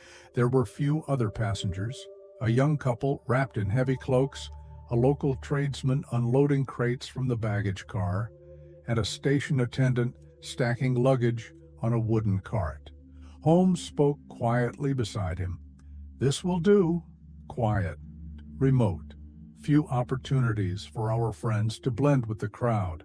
Watson nodded, though the isolation offered little comfort. They secured a room at the small Englischer Hof, a modest inn located at the heart of the village. The proprietor, a broad-shouldered Swiss man with a neatly trimmed beard, greeted them warmly in halting English, providing a room on the upper floor with a view overlooking the valley. The room itself was simple but comfortable.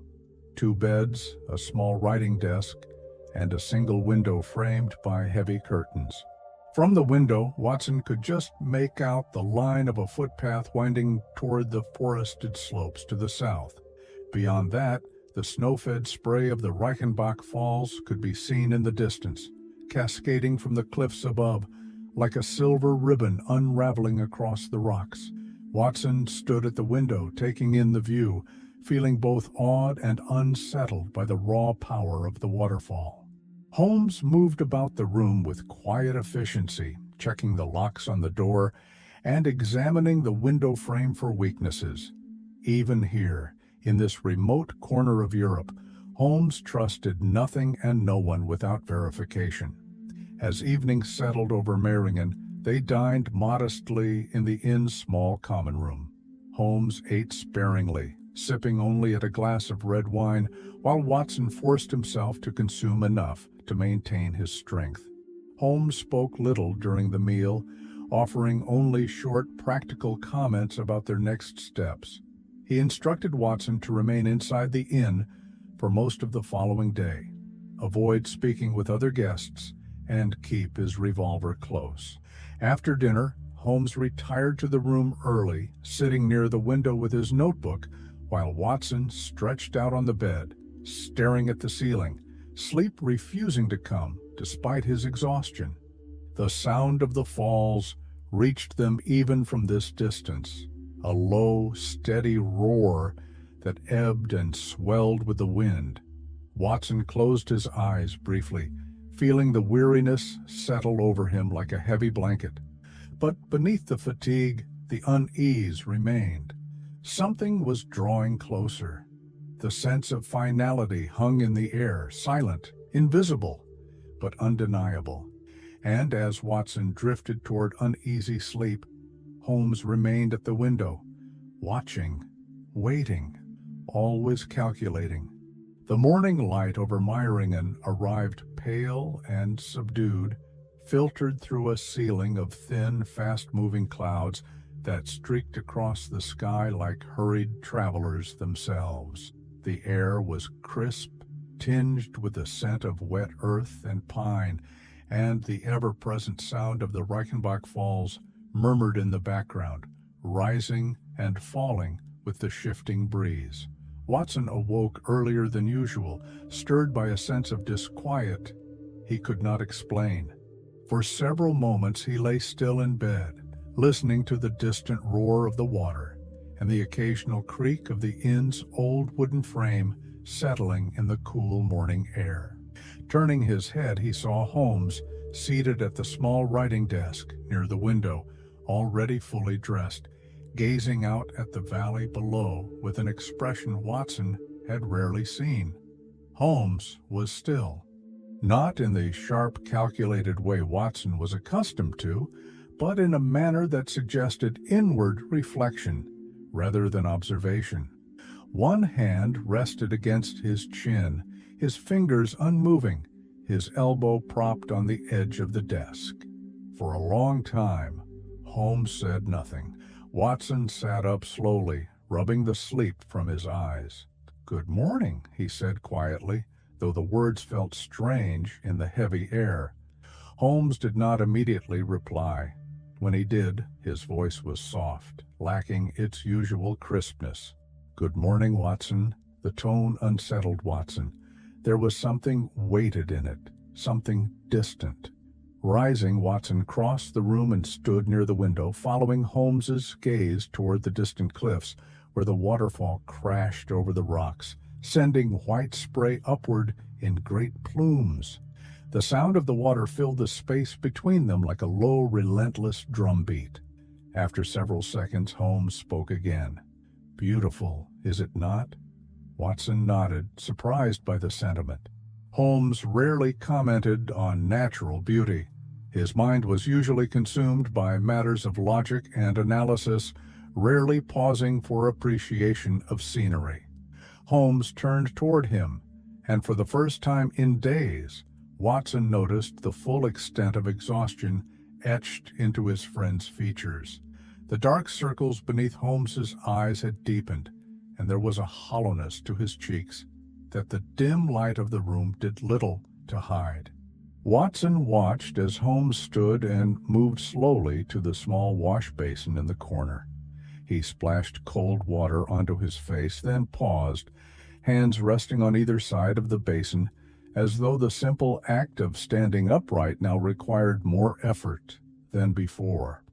When Holmes spoke again, his voice had a different tone, lower, almost reflective.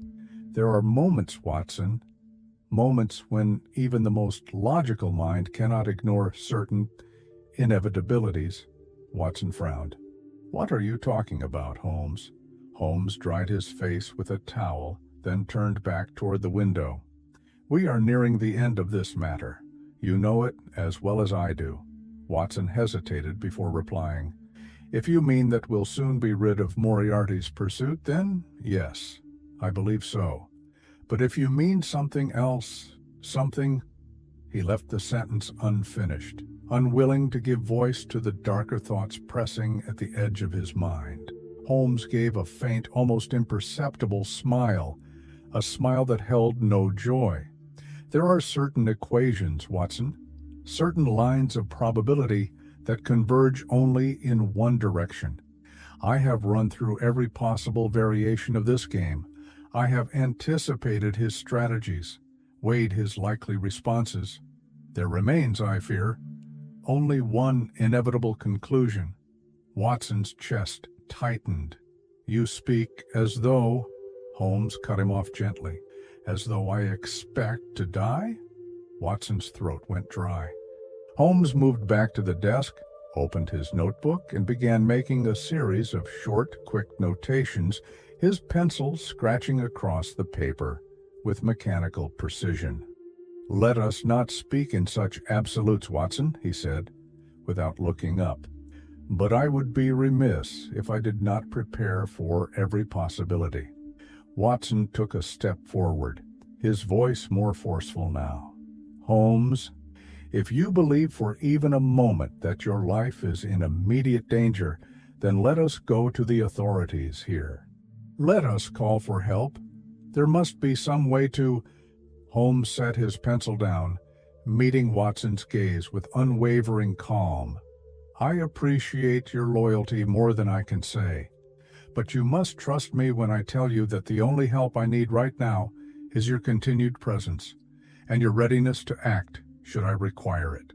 The finality in his tone left no space for argument. A knock at the door interrupted them, a light, respectful tapping from the innkeeper announcing breakfast was being served downstairs. Holmes stood, adjusted his coat, and offered Watson a nod that was both reassuring and distant all at once. "Come, Watson, let us eat. There is still much to do today, much." As they descended the narrow staircase together, Watson could not shake the feeling that each step away from their room carried them closer to something Holmes had already accepted in his mind, but was choosing not to share in full. The weight of it settled heavily on Watson's shoulders as they entered the small dining room of the inn, where fresh bread and strong coffee waited on the table, and where the air felt thinner, colder, as though time itself had begun to shorten around them. The breakfast room at the Englischer Hof was modest but warm, with dark wooden beams running along the low ceiling and a small stone hearth flickering with soft orange flames at the far end.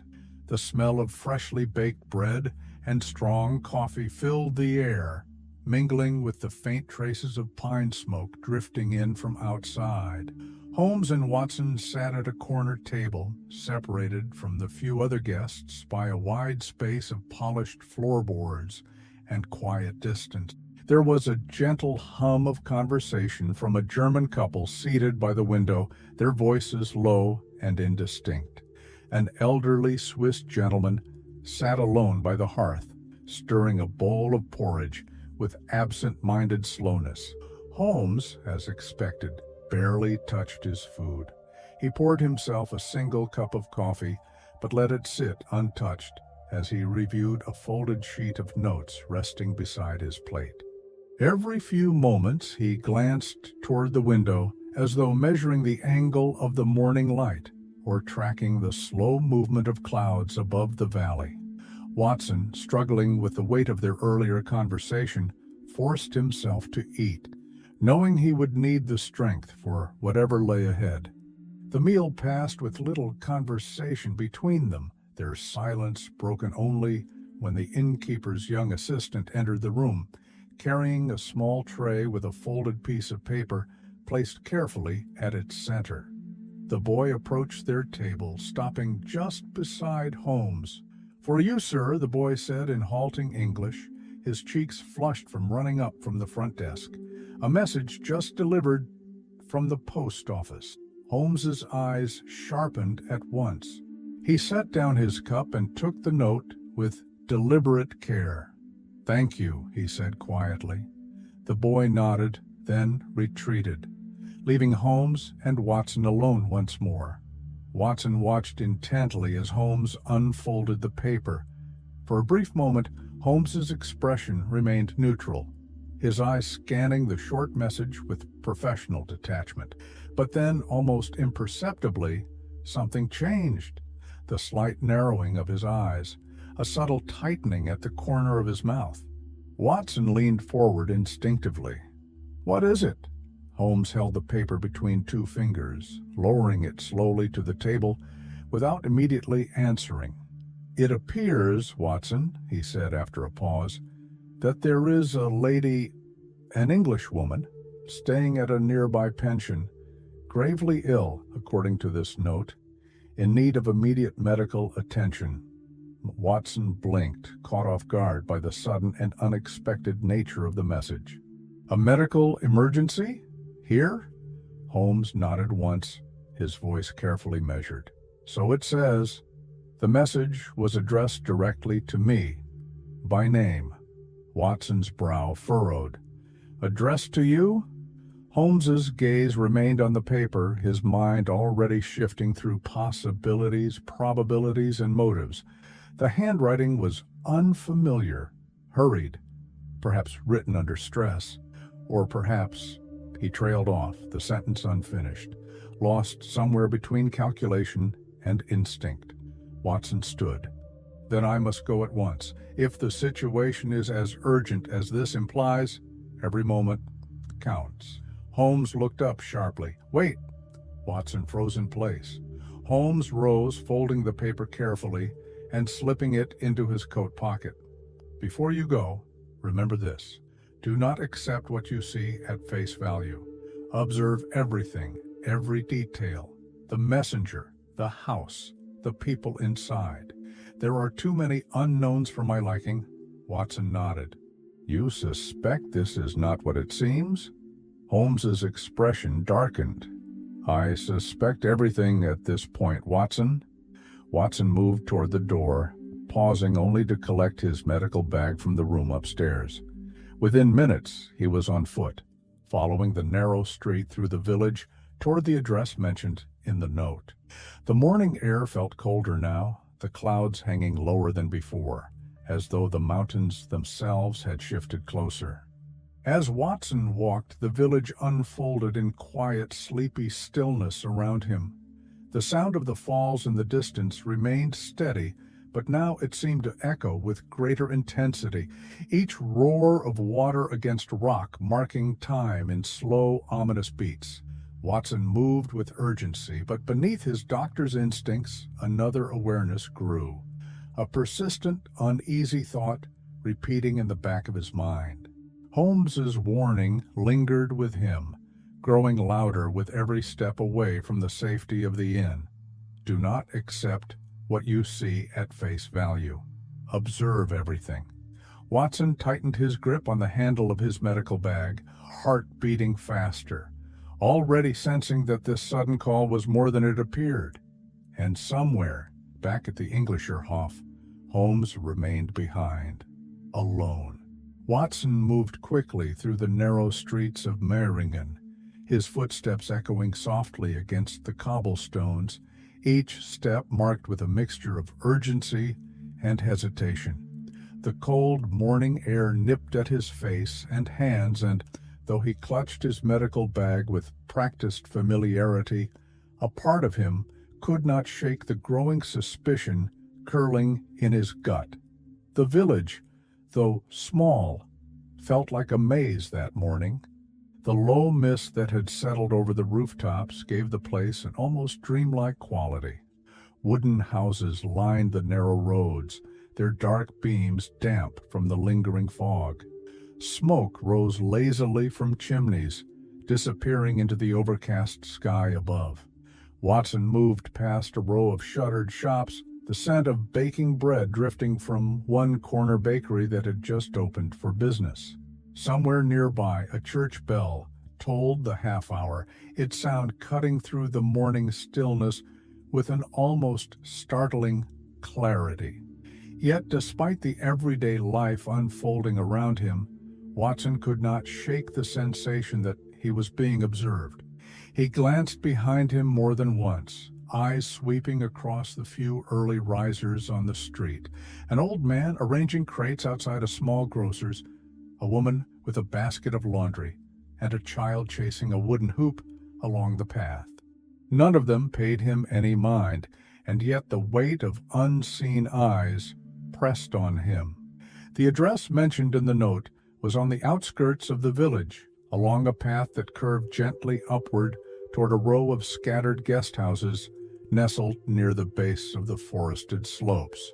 Watson's boots crunched against the gravel as he left the main street, following the indicated route with growing unease.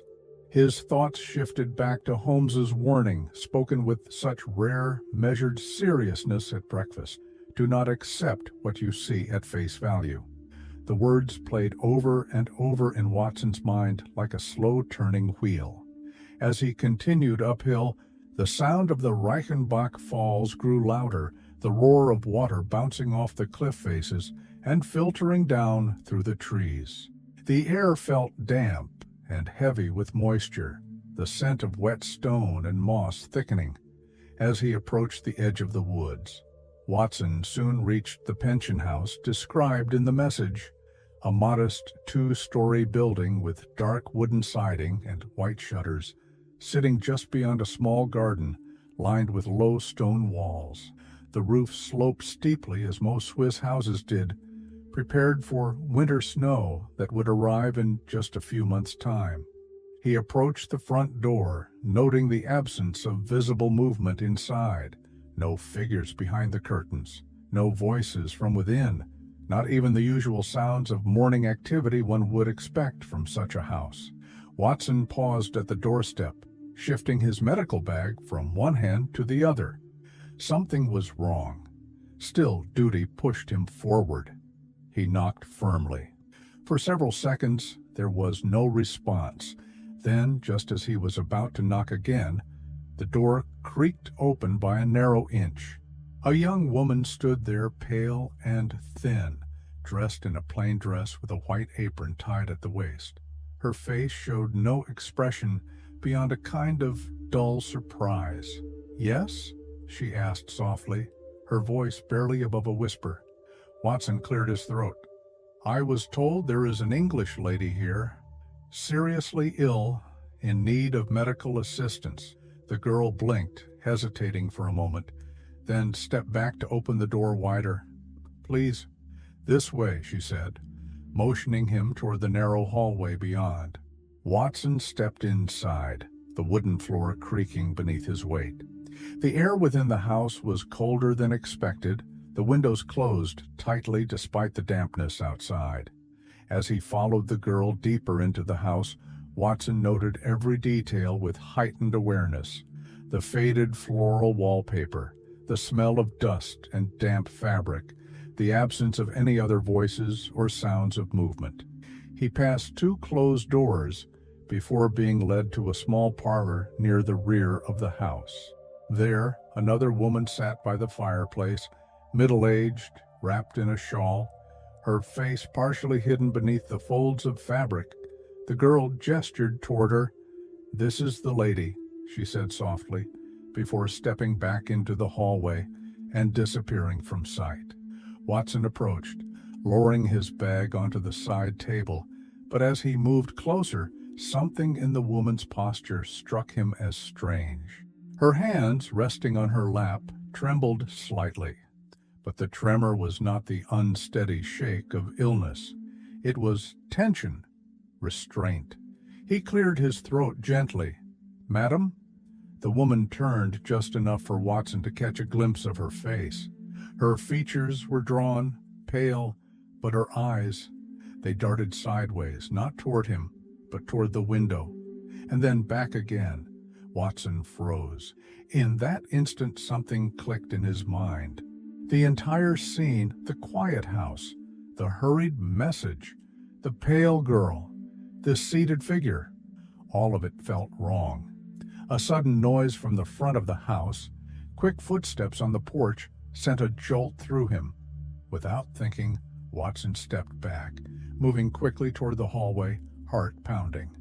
As he reached the entryway, the front door slammed open, and two unfamiliar men appeared in the frame, dressed in dark coats, eyes scanning the interior with sharp focus. Watson reacted instantly. Without pausing to explain, he turned toward the back of the house, pushing through the kitchen door and forcing open the rear exit that led out to the small garden. The cold morning air hit him like a slap as he bolted across the wet grass, his boots slipping on the mossy stones. Behind him, voices shouted. German, hurried, aggressive. Watson ducked through a narrow gap between the garden wall and the adjoining shed, finding himself back on the uphill path leading toward the edge of the woods. Without stopping to look back, he ran, faster than he had in years, his mind focused on only one thing, Holmes. He had to get back. Something terrible was happening, and Watson now realized, with sickening clarity, that the entire message had been a trap. Watson stumbled down the narrow, rocky path, the cold air burning his lungs with each desperate breath. The shouts behind him grew fainter, but he dared not slow his pace. Small stones shifted beneath his boots, threatening his balance, but he pressed forward, driven by instinct and fear stronger than any physical discomfort. His mind raced as fast as his feet, piecing together the trap with horrifying clarity. The suddenness of the message, the unfamiliar handwriting, the girl with her hesitant voice, the unnatural stillness of the house, the two men bursting through the door just as he had moved to leave. It had been orchestrated with precision, a carefully laid decoy designed for one purpose, to draw him away from Holmes. Holmes had known. Somehow he had anticipated this possibility. That was why he had spoken so deliberately that morning. The warning not to trust the obvious, the instruction to observe every detail. And yet, even with that knowledge, Watson had gone. Now, as he darted between trees at the edge of the forested slope, Watson cursed himself for leaving Holmes behind. The fog from the falls thickened as he descended, wrapping around the trunks of pine trees like pale smoke. The roar of water grew louder with every step, the constant sound vibrating through the ground beneath his feet. Branches scratched at his face and hands as he pushed through undergrowth, ignoring the sting of scraped skin and bruised shins. His heart pounded in his chest, the muscles in his legs burning with exertion. He slipped once, sliding down a patch of loose earth before catching himself against a low tree root. For a few seconds he stayed crouched there, trying to catch his breath, listening for signs of pursuit.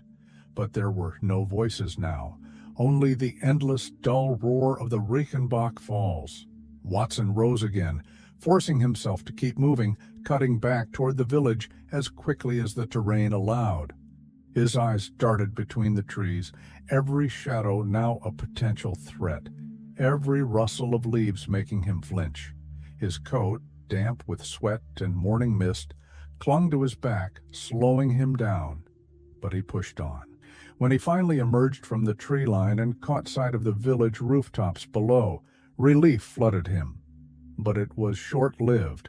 He reached the rear entrance of the Englischer Hof with trembling legs, half running, half lurching, toward the stairs leading up to their room. "Holmes!" he called out, bursting through the door of their shared quarters.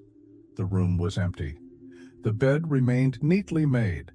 The small writing desk stood undisturbed, Holmes's notebook closed and resting beside the empty coffee cup from that morning. The air inside felt heavier now, as though the walls themselves held their breath, waiting. Watson crossed the room in 2 strides, checking the closet, pulling open the small dresser drawers, moving to the window to look out across the village square. Nothing. No sign of Holmes. Turning back toward the door, he rushed downstairs, nearly colliding with the innkeeper near the reception desk. "Mr. Holmes? Where is he? When did he leave?" The innkeeper blinked in mild confusion, setting down a tray he had been carrying.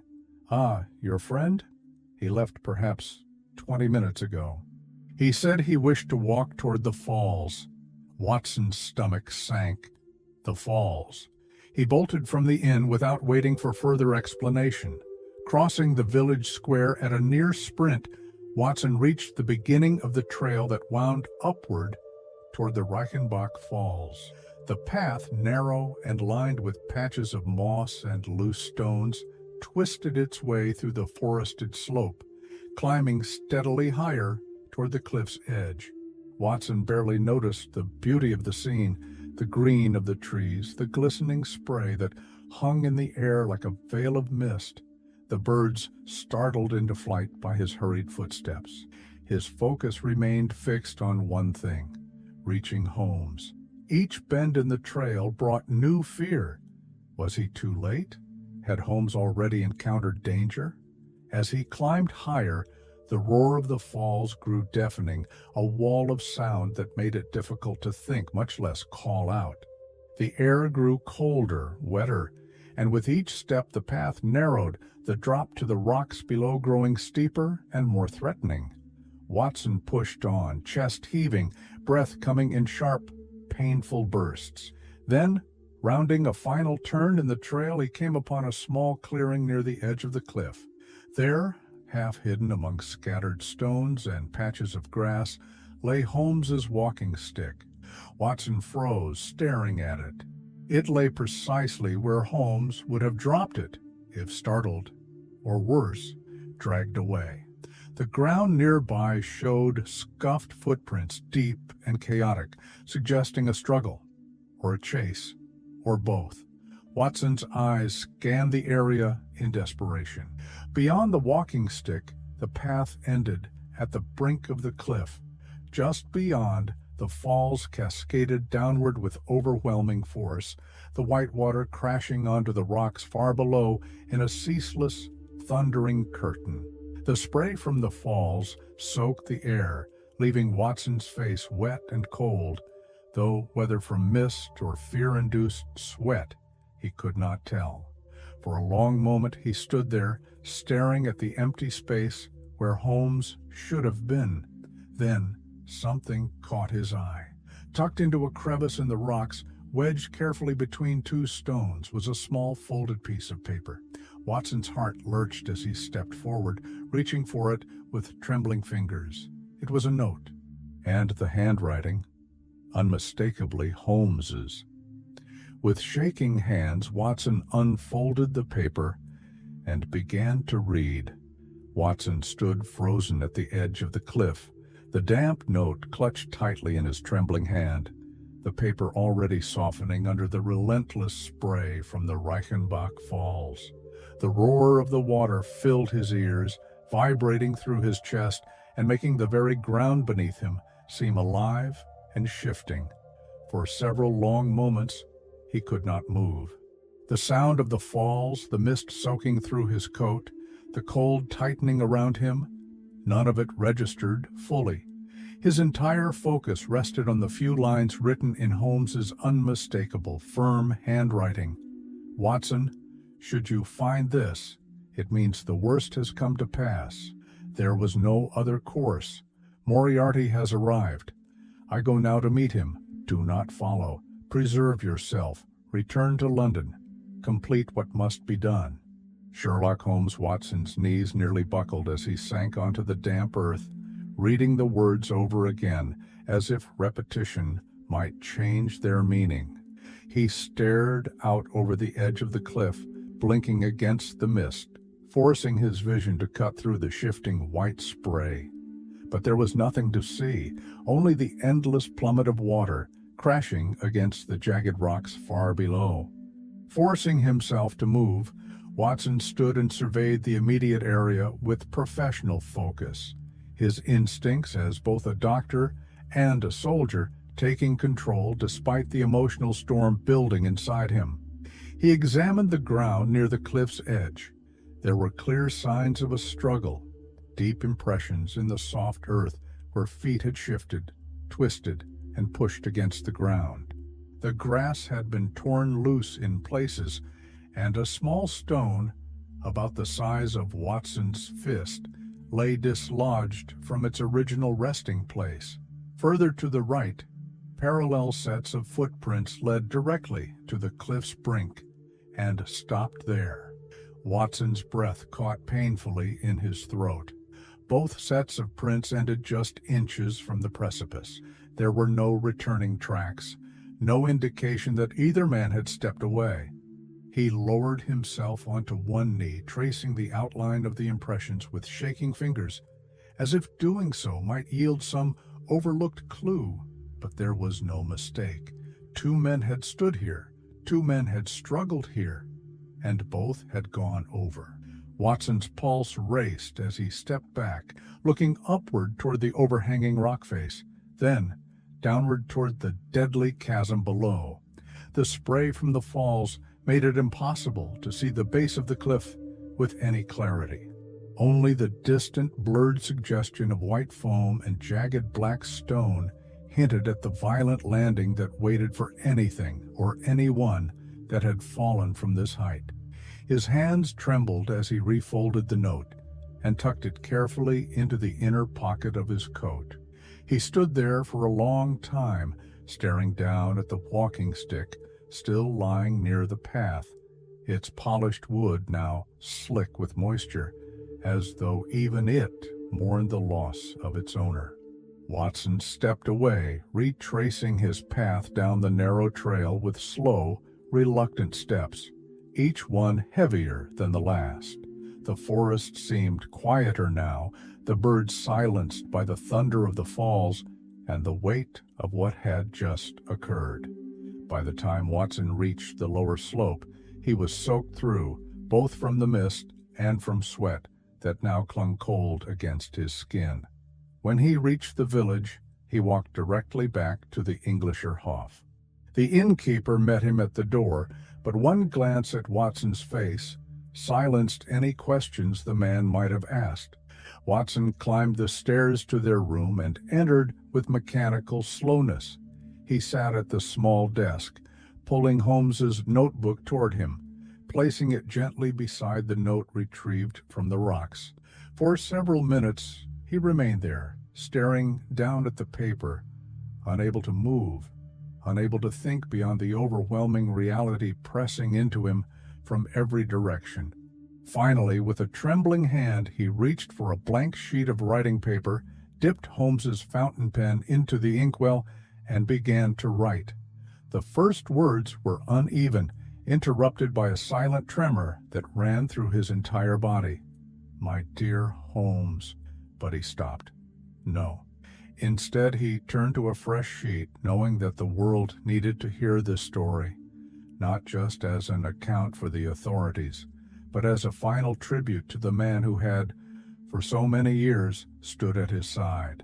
He dipped the pen again and began anew.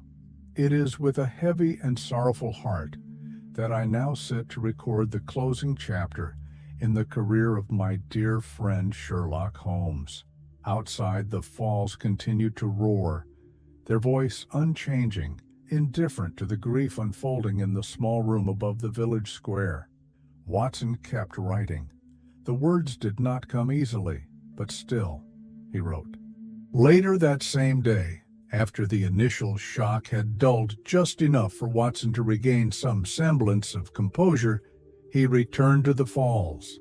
The compulsion to see the scene again was overwhelming, as if part of him still believed he had overlooked some critical detail that would unravel this terrible reality and prove it all to be some elaborate misunderstanding. The trail leading back to the cliffside felt longer this time, each step heavier, each breath drawn with more effort. The air remained thick with moisture, the sound of the rushing water filling the space around him with relentless force. The mist hung low, curling around the tree trunks and rocks like smoke from some distant, invisible fire. When Watson reached the clearing near the edge of the precipice, everything was exactly as he had left it that morning. Holmes's walking stick lay untouched, glistening dark and wet where it rested against the stone. The soil still showed the churned signs of struggle, two sets of footprints leading toward the cliff's edge, and stopping there, abruptly, definitively. Watson lowered himself again to the ground, examining the earth with slow, deliberate care, though deep inside, he already knew the truth. There was no sign of retreat, no skid mark suggesting a last-minute recovery, no handholds gouged into the rock face by desperate fingers. Both men had gone over. The sheer drop beyond the cliff was staggering. Watson forced himself to inch closer, gripping a low stone outcrop with one hand as he dared to look over the edge. Below, the water crashed onto jagged rocks with merciless, violent repetition. The churning foam and the spray created an ever-present cloud that obscured the view of the lower gorge. Even in moments where the wind shifted, revealing brief glimpses of the stone below, Watson could see no trace of anything resembling a human form. The realization pressed harder into him. Retrieving a body from such a place would be nearly impossible. Watson stood slowly, brushing dirt from his trousers with trembling hands. He moved to a broader section of the clearing, searching for anything that might provide further explanation. A dropped hat, a torn scrap of clothing, even the impression of a heel dug deep into the earth during that final struggle. There was nothing. It was as though the earth itself had swallowed both men whole. Watson's gaze lifted toward the surrounding cliffs. He scanned the upper ridges, the outcroppings, the trees leaning over the ravine like silent sentinels. The isolation of the place became painfully clear. No witnesses, no help, no hope for survival. Watson closed his eyes for a moment, drawing a deep, shaking breath. His mind conjured images of the final moments. Holmes standing face to face with Moriarty, the air between them electric with tension, words exchanged too low for anyone to hear, a sudden lunge, a grapple at the edge, two great minds locked in a final, irreversible struggle, and then the fall. Watson opened his eyes, forcing the vision away. He stepped back from the cliff, knowing it was no longer safe to linger. The path behind him was growing slicker as the mist deepened with the afternoon breeze. On his way back down the trail, he paused once more, glancing over his shoulder at the clearing where Holmes's stick remained. A thought crossed his mind. Should he take it with him? A keepsake? A final relic of the man who had been both his friend and constant companion for so many years? But no, something inside him resisted the idea. The stick belonged there now, like a marker left behind by fate itself.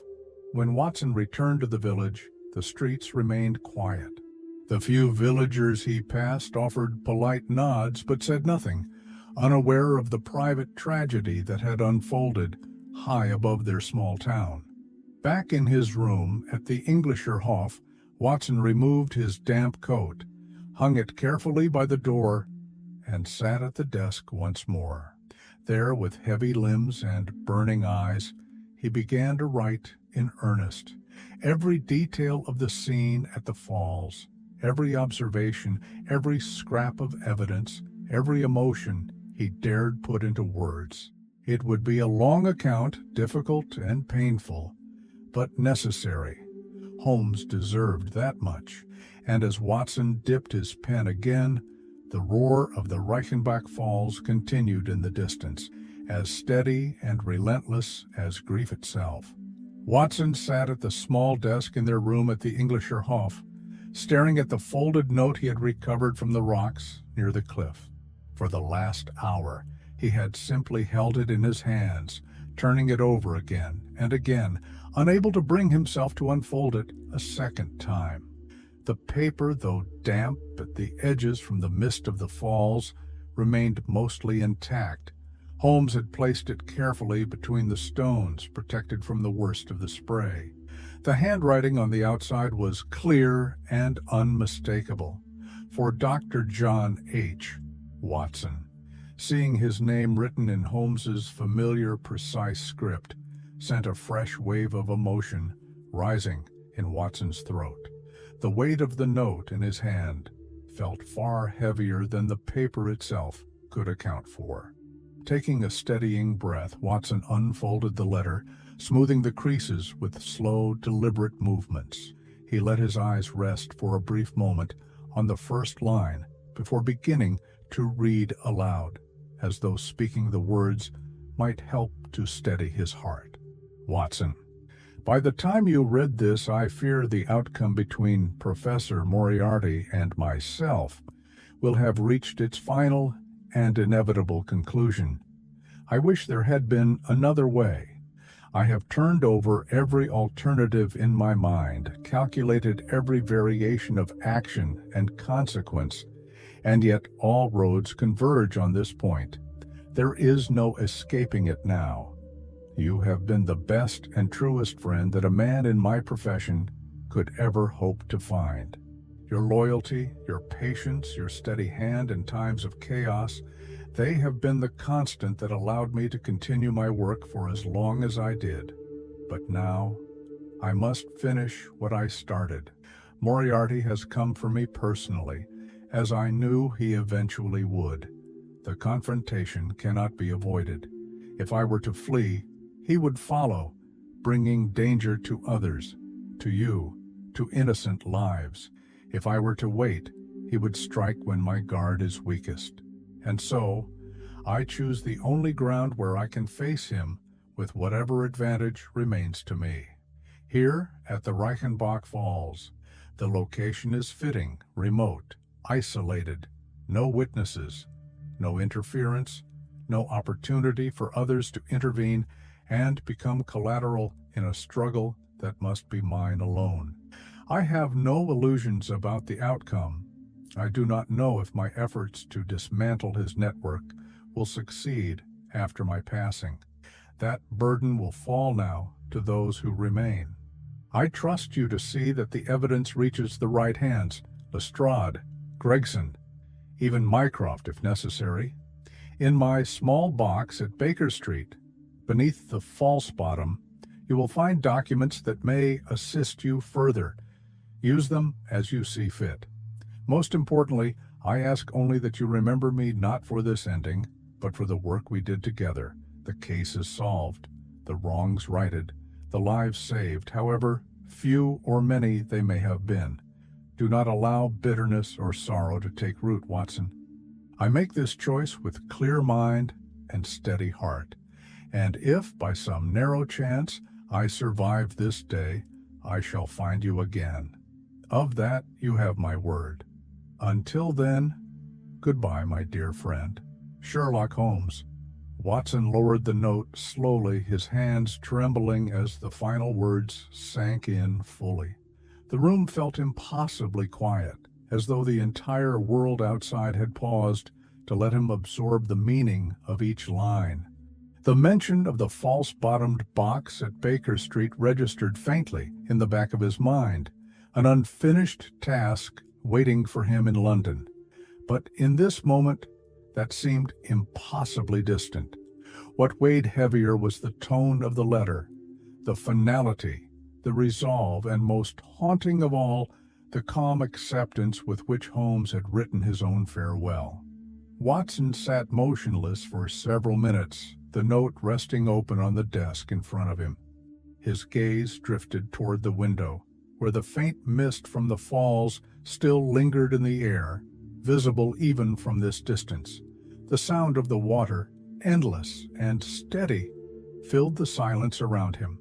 For the first time in years, Watson felt truly alone, and somewhere above the valley, high on that mist-covered cliff, the Reichenbach Falls continued to roar, indifferent to human sorrow, washing away footprints, voices, and now the final moments of Sherlock Holmes. Watson remained seated at the small desk for what felt like an eternity. The letter lay open before him, its words pressing into him with relentless weight, sinking deeper with each silent second that passed. The room around him seemed smaller now, as though the walls were closing in, thick with memories and unanswered questions. After several moments, Watson stood slowly, his knees stiff, and crossed to the small cabinet where he kept his traveling papers. From it, he retrieved a fresh sheet of stationery. There was work to do. Holmes's instructions were clear. His final request, though veiled in the language of friendship, was unmistakably a directive. Watson unfolded the farewell letter once more, reading it again, this time with a doctor's discipline, carefully, analytically, searching for every piece of information Holmes had embedded between the lines. Beyond the emotion, beyond the personal farewell, Holmes had left him tasks. The most critical among them referenced the small box at Baker Street. Watson closed his eyes briefly, forcing his thoughts to remain steady. He imagined the sitting room at 221B, Holmes's corner near the fireplace, the low table covered with newspapers, the drawer beneath the chemical shelf where Holmes often kept small, private belongings, the false bottom. Watson made a mental note to retrieve it immediately upon his return to London. For now, here in Meiringen, there was only one thing he could do: prepare the documentation Holmes had requested, the first official account of what had happened. Watson dipped his pen in ink and began to write. He described their journey from London, the escape from Moriarty's network, the night train to Brussels, the cautious movement through Germany and into Switzerland. He recorded the suspicious figures that had followed them, the change in Holmes's mood upon arriving in Meiringen, and the carefully orchestrated trick that had lured him away from Holmes on the morning of the confrontation. Every word of Holmes's farewell letter was transcribed carefully onto a second sheet of paper. Watson determined to ensure that multiple copies existed, should one be lost. When he reached the part where Holmes described the inevitability of the confrontation at the falls, Watson's hand trembled slightly. Still, he continued, refusing to stop, refusing to let the weight of the moment steal away his focus. The gravity of what Holmes had done, the choice he had made to face Moriarty alone, accepting death as the only possible conclusion, settled more heavily with each passing line. In Holmes's farewell, there was no hint of panic, no plea for rescue, only strategy and dignity. The letter was not written by a man afraid of death, Watson realized. It was written by a man determined to control the circumstances of his end, as he had controlled so much else in life. When Watson finished transcribing the full contents of the note, he sat back, rubbing his eyes, feeling the ache of exhaustion settle deep into his bones. For a long while, he simply sat there, staring at the two pieces of paper before him, the original letter and the copy he had just written. There was more to do, of course. Arrangements had to be made. Watson would need to notify the British consulate, provide an official statement for the local authorities, and begin the process of returning to London with the few belongings Holmes had left behind. But those were tasks for later. For now, he remained seated in silence, listening to the muffled roar of the falls outside, feeling it resonate through the floorboards and into his chest, like the slow, persistent beating of some enormous heart buried within the mountains. A farewell letter, a final act of friendship, and a conclusion, at least for now, to the story of Sherlock Holmes. Watson rested his hands on the desk, looking down at the ink still drying on the page, and realized that his life, his entire life, had just changed forever. Watson sat in the quiet of the room, the letter still resting before him, when his eyes drifted once again to the handwriting. He found himself drawn not only to the words but to the structure of them, the sharp angles of Holmes's pen strokes, the way certain lines curved with more weight than others, as though Holmes's own thoughts had pressed harder into the paper in moments of decision or reflection. In the lower half of the letter, Holmes had left what Watson could only describe as a concise but chilling summary of the confrontation at the falls. Watson read the section again, this time aloud, letting the words echo softly in the small room. Moriarty arrived shortly after your departure.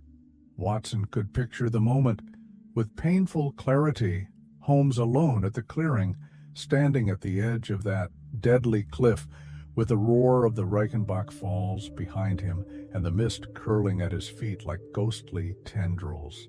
According to Holmes's account, Moriarty had appeared without companions, walking the trail with the calculated ease of a man completely at home in any terrain, even one as dangerous as this. Holmes described how Moriarty had stood at the edge of the clearing, silent for a long time, before speaking. There were no witnesses, no bystanders, no interruptions. Holmes had written that the conversation between them was brief but intense, spoken in low voices. Both men fully aware that their meeting was not one of negotiation, but of inevitability.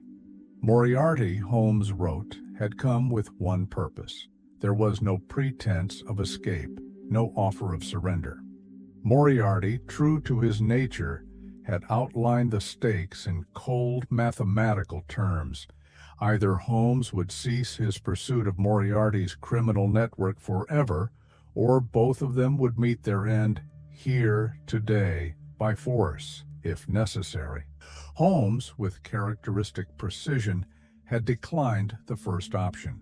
From Holmes's description, the fight had begun with sudden, explosive violence. There had been no further words once the decision was made. Moriarty had lunged, using the weight of his body to drive Holmes backward toward the brink of the cliff. Holmes had countered, shifting his stance to regain footing on the slick, damp ground.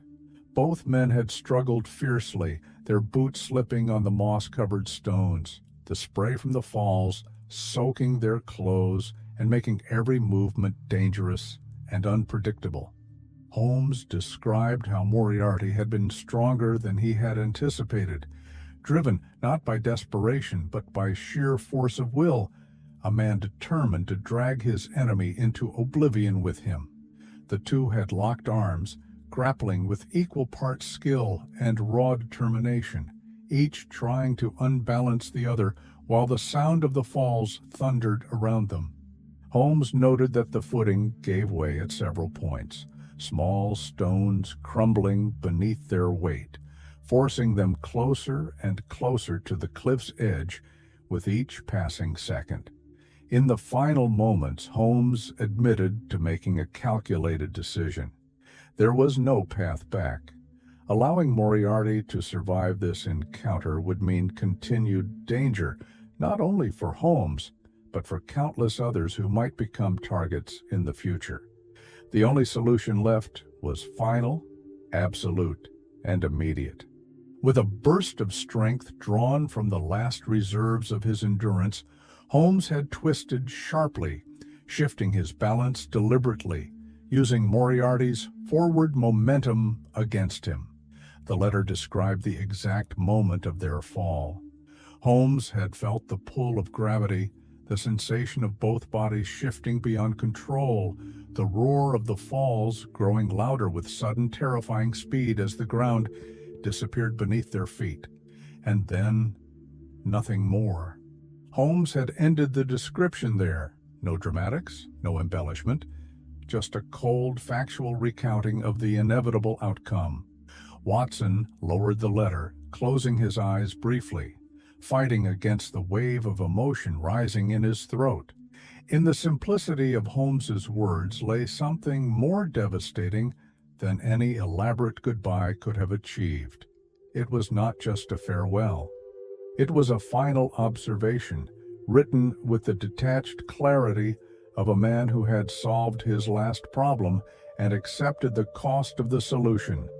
Watson rose from the desk and crossed the room to the window, looking out across the valley toward the distant spray rising above the trees. The falls remained unchanged, indifferent to the loss that had just taken place beside them. The image of Holmes's final moments, painted so clearly by the letter, stayed with Watson, haunting, vivid, unshakable. There was no longer any doubt. The struggle had happened, and Holmes was gone. Watson remained standing by the window of their small room at the Englischer Hof, staring at the distant plume of spray rising from the base of the Reichenbach Falls. His mind, no matter how hard he tried, could not free itself from the image now fixed within it. Holmes and Moriarty, locked together in silent combat, slipping over the edge, swallowed by the abyss below. He could not stop imagining the final seconds. In those moments, Watson pictured Holmes's coat flapping wildly in the spray, the slick rocks offering no grip, both men struggling, twisting, neither willing to surrender to the other, both too proud, too stubborn to yield. Watson wondered if Holmes had had time for one last thought, something quick and sharp, like all his other deductions, or perhaps something simpler, like a final fleeting image of Baker Street, or even of Watson himself. But the note left no room for sentimentality. Holmes had written it like everything else in his life, with clarity, brevity, and control. As the day wore on, Watson found himself drawn once more to the cliff path. Despite the damp air and the aching in his legs from hours of walking earlier, he followed the familiar route up the winding trail that led toward the place where everything had changed. The earth along the path remained disturbed where his own boots had churned it earlier that morning. Small stones still rested in awkward piles from where they had tumbled during his hurried ascent. When he reached the clearing, Watson crouched near the edge again, examining the prints in the soil, now slightly blurred by the mist, but still visible enough to tell the story.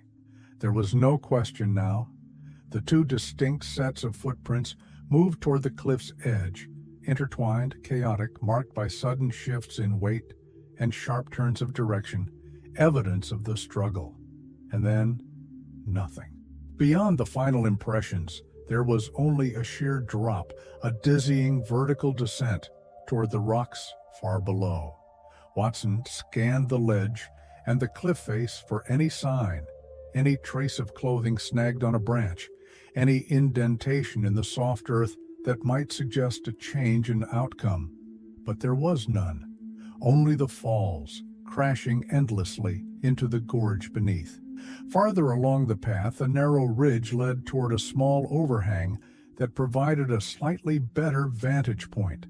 Watson made his way carefully along the slippery rocks, heart pounding as he leaned forward just enough to glimpse more of the lower gorge. Even from this angle, the swirling mist obscured almost everything. He could just make out the tops of jagged stones, dark and glistening with spray, their edges cutting upward like teeth waiting at the base of the world. The white water churned violently around them, leaving little doubt as to the fate of anyone who fell from such a height. Watson stood there for several minutes, rooted in place by a mixture of grief and disbelief, his thoughts refusing to settle. Somewhere down there, lost beneath that unrelenting wall of water, Holmes's body now rested, or more likely, had already been carried downstream by the force of the current. swept away into the river below, unreachable and unrecoverable. The realization pressed against him with suffocating finality. Two men had gone over the edge. Two minds, both brilliant, both relentless, both unwilling to yield, consumed by the violent beauty of the Reichenbach Falls. Watson stepped back from the ridge carefully, breathing deeply to steady himself as he retraced his steps toward the trail. Before leaving the clearing, he paused for one final glance at the walking stick still resting near the path. For the first time since discovering it, he bent down and picked it up. Holmes's familiar, worn, polished cane, its weight in Watson's hand both comforting and devastating. Holding it tightly, Watson turned toward the village, the spray from the falls cold against the back of his neck, as he walked away from the place where Sherlock Holmes had made his final stand. Watson's return to the Englischer Hof was marked by a kind of numb detachment, as though he were moving through water, each step sluggish and disconnected from conscious thought. The physical exhaustion from the climb, the cold dampness of the mountain air, and the emotional weight pressing down on him all combined into a heaviness that dulled his senses. By the time he stepped back into their shared room, his clothes were soaked through, not only from the lingering mist of the falls, but from the sweat and strain of the morning's events. The wooden floor beneath his boots creaked faintly with each step, but the familiar sounds of the inn, which might have once felt comforting, now seemed distant and irrelevant. Watson dropped Holmes's walking stick onto the small table by the window, hearing the soft clatter as it settled awkwardly against the chair leg. For several seconds he remained standing, staring at it, unable to turn away. That simple object, so familiar, so ordinary in its daily use, had now become something else entirely. A relic, a symbol, the last tangible piece of Holmes that remained within reach. Watson removed his damp overcoat with slow mechanical movements and hung it on the wall hook by the door. His hands trembled faintly as he worked the buttons of his waistcoat, each motion requiring more focus than seemed reasonable for such a simple task. Without sitting, without speaking, he crossed the room to the small washstand and splashed cold water onto his face. The sensation brought no relief. Watson looked at himself in the small mirror above the basin. The face staring back at him was pale, drawn tight with grief and disbelief. There were dark circles beneath his eyes, deeper than they had been in weeks. His cheeks, usually touched with color from long walks and healthy appetite, appeared sunken. His hair, damp and disheveled, clung to his forehead in limp strands.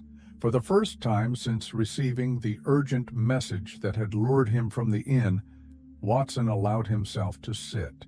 He sank heavily into the chair by the window, resting his elbows on his knees, burying his face in his hands. The weight of the day, the unreality of it, pressed fully onto him now. In all their years together, no matter the danger, no matter the odds, Holmes had always found a way through.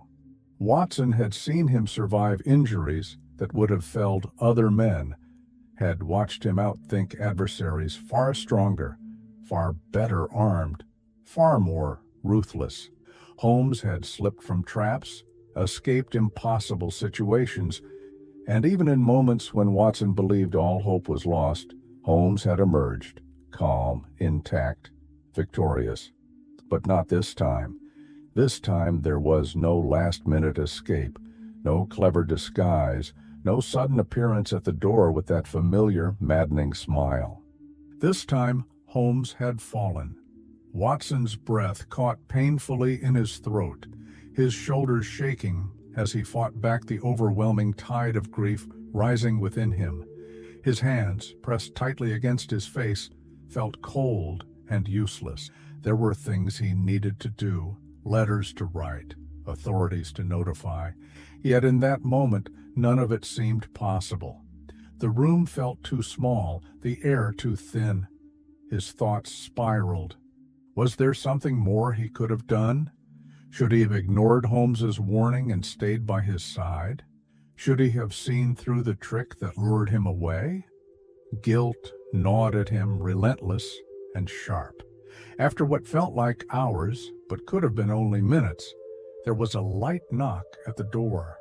Watson lifted his head slowly, forcing himself upright, wiping the moisture from his eyes with the back of his sleeve.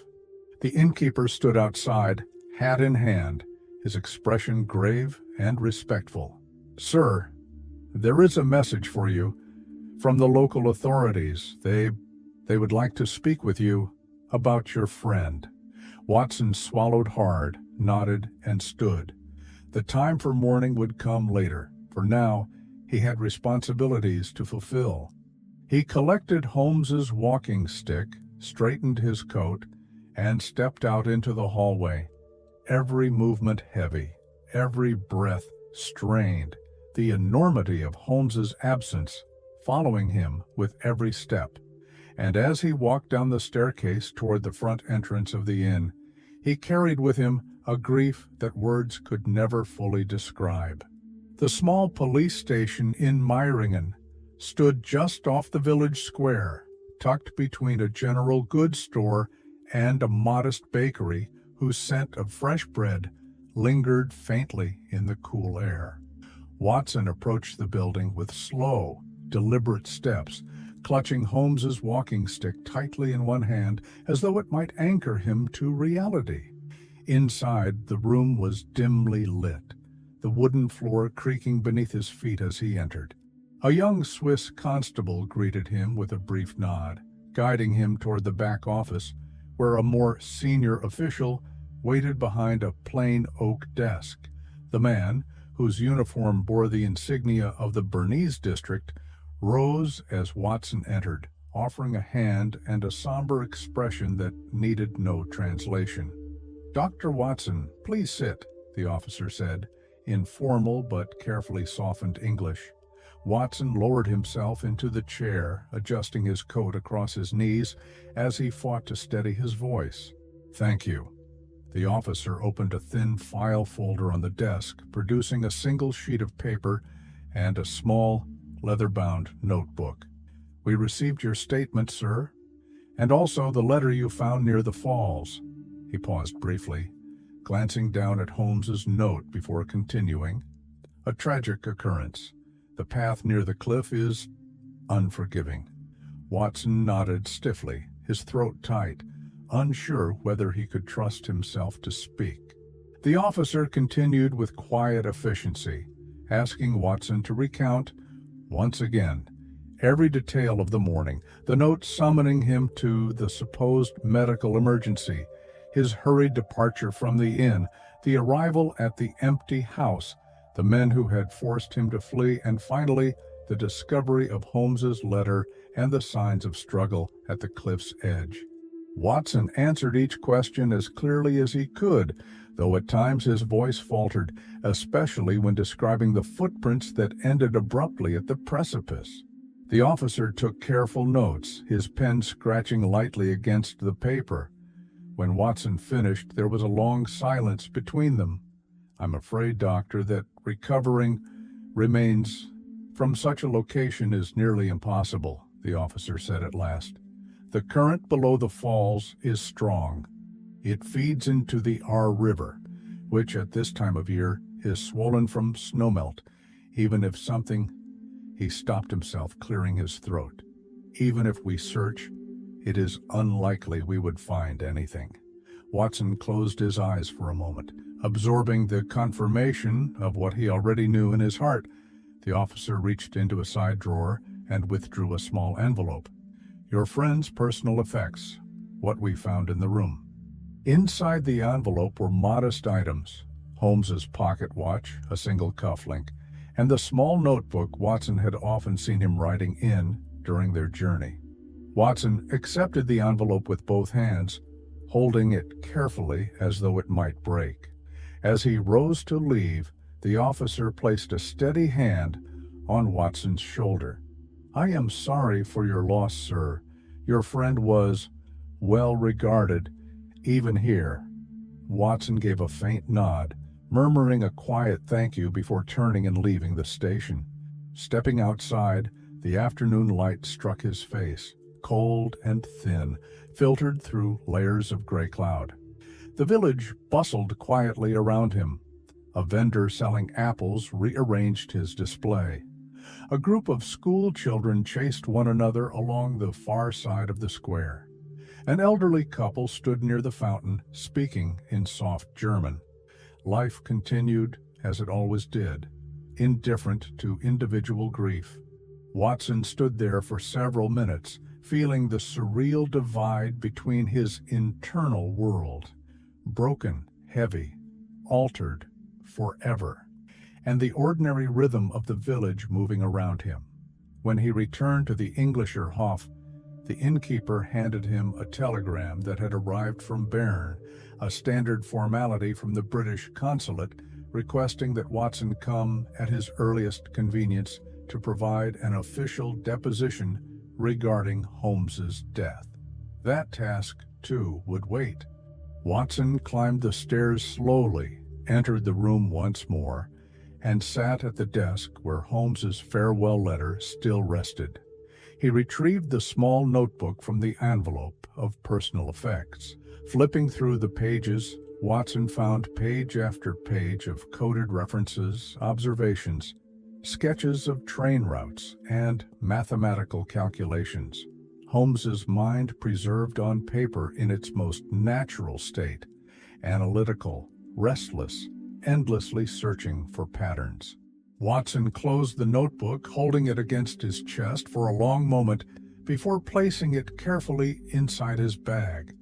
There was no appetite for food, no interest in rest, only the need to keep moving, to fulfill what Holmes had asked of him. Later that evening, with darkness settling over Meiringen and the sound of the fall still rumbling faintly in the distance, Watson packed their belongings with steady, methodical hands. Holmes was gone. But the task of telling the world, of finishing the work left behind, had only just begun. By the time Watson arrived back in London several days later, the city seemed both familiar and impossibly distant, its usual noise and movement dulled beneath the haze of his grief. The streets, crowded as ever, moved with their typical indifferent energy. Horse-drawn carriages rattled along the cobblestones, paperboys called out the afternoon headlines, and pedestrians passed each other with practiced, hurried disinterest. But for Watson, every corner of the city felt changed.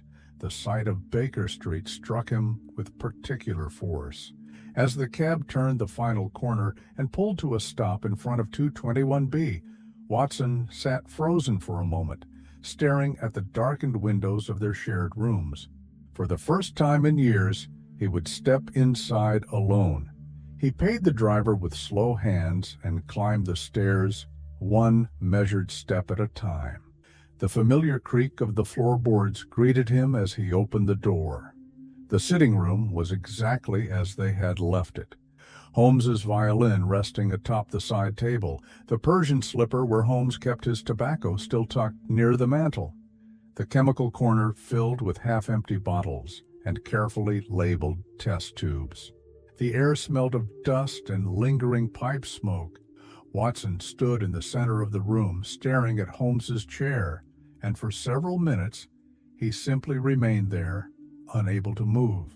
Then, remembering the instructions in Holmes's letter, he crossed to the small wooden box beneath the bookshelf, the one with the false bottom that Holmes had mentioned. Watson opened it with care, using the small brass key Holmes had always kept inside the third drawer of his desk.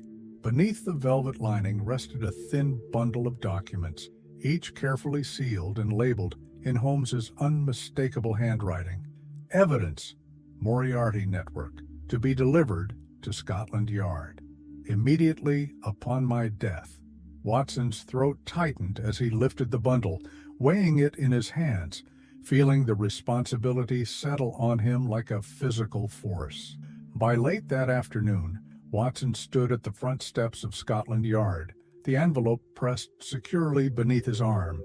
He was ushered in quickly by a familiar constable who, though startled by Watson's appearance and somber demeanor, wasted no time in bringing him to Inspector Lestrade's office.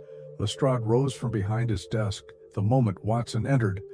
"Dr. Watson, we had not expected—" Watson's face must have said everything.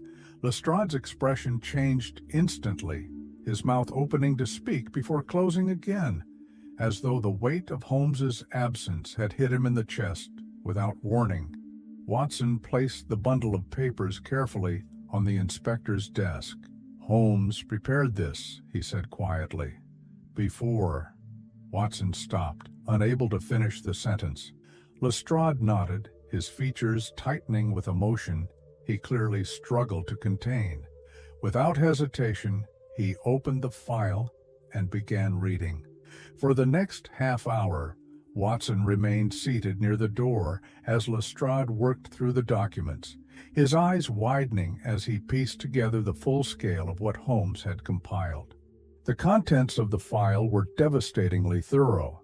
Holmes had mapped out the entirety of Moriarty's criminal operations, names of key lieutenants, dates of illicit transactions, locations of safe houses across London and beyond. The evidence included sworn statements from informants, records of bribery and blackmail schemes, detailed surveillance notes, and even cross-referenced information linking Moriarty's men to a string of unsolved crimes over the past 2 years. When Lestrade finally looked up, his face was pale but determined. "Dr. Watson, this will bring them down. Every one of them." By that same evening, Scotland Yard launched a series of coordinated raids across London. Teams of officers descended upon boarding houses in Whitechapel, warehouses along the Thames, and private clubs in Mayfair, where Moriarty's most trusted associates conducted their business under the illusion of respectability. One by one, they were arrested. By dawn the following day, nearly a dozen key figures within Moriarty's organization had been taken into custody. The press caught wind of the story within hours. Headlines appeared across the city: "Major criminal network exposed," "London safe again," "Scotland Yard acts on anonymous tip-off," "Mysterious mastermind behind London crimes finally revealed." Of course, Holmes's name did not appear in those early reports. At Watson's request, Scotland Yard agreed to withhold details of Holmes's involvement until Watson himself was ready to tell the full story. In the privacy of his own rooms, Lestrade confided in Watson late one evening as they reviewed the progress of the arrests. "I do not think, in all my years here, I've seen anything like this," Lestrade said quietly, glancing over another list of charges. "Your friend. He has done something few men ever could. He's broken the spine of this city's worst criminal empire." Watson said nothing in reply. Instead, he simply folded Holmes's farewell letter and tucked it back into the inner pocket of his coat. The work was done, at least this part of it. But as Watson left Scotland Yard that night and walked through the fog-laden streets of London, he understood one thing with painful certainty: the city was safer now, but it would never feel the same again, not without Holmes. In the weeks following Holmes's death, Watson's days settled into a strange, hollow rhythm. He returned to his private practice in Kensington, treating his patients with the same professionalism and care as before, but something essential within him felt distant, detached, as though the part of him capable of joy or satisfaction had been locked away behind an unmovable door. The familiar routines, examining patients, prescribing treatments, making his daily visits, were carried out with mechanical precision. Yet at the end of each day, when Watson closed the door to his consulting room and walked home alone through the gray streets of London, The weight of absence grew heavier. The evenings were the worst. Returning to his quiet home, sitting by the hearth where once there had been conversation, debate, or even just the comforting sound of Holmes playing his violin from across the room. Now there was only silence, a silence that filled every corner, a silence that pressed against Watson's chest until sleep became impossible. His nights were restless, haunted by dreams that replayed the final moments at the Reichenbach Falls with relentless clarity. Again and again, he would see Holmes standing at the edge, turning back for one last look, his face unreadable, then disappearing into the white mist below. Watson would wake gasping, sitting upright in bed, his heart pounding. The image still burned into his vision even after he opened his eyes. The letter Holmes had left him stayed close, folded carefully, tucked inside the small drawer of his nightstand, where Watson's hand would often drift unconsciously in the dark hours of the morning. Many nights he would sit in the quiet of his room, holding the letter without unfolding it, simply tracing the edges of the paper with his fingers, as though doing so might summon Holmes back from wherever he had gone. There were other reminders, too. The walking stick now rested near the umbrella stand by Watson's front door, not because he intended to use it, but because he could not bring himself to place it anywhere else.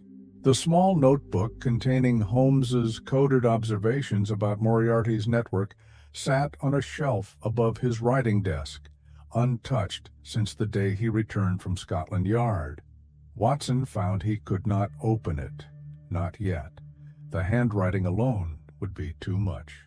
For a time, Watson avoided Baker Street entirely. The thought of returning to 221B, of standing in that room with its scattered chemical bottles, its worn armchairs, its newspaper clippings, still pinned haphazardly to the wall, was more than he could bear. Yet, even away from that familiar address, memories of Holmes followed him.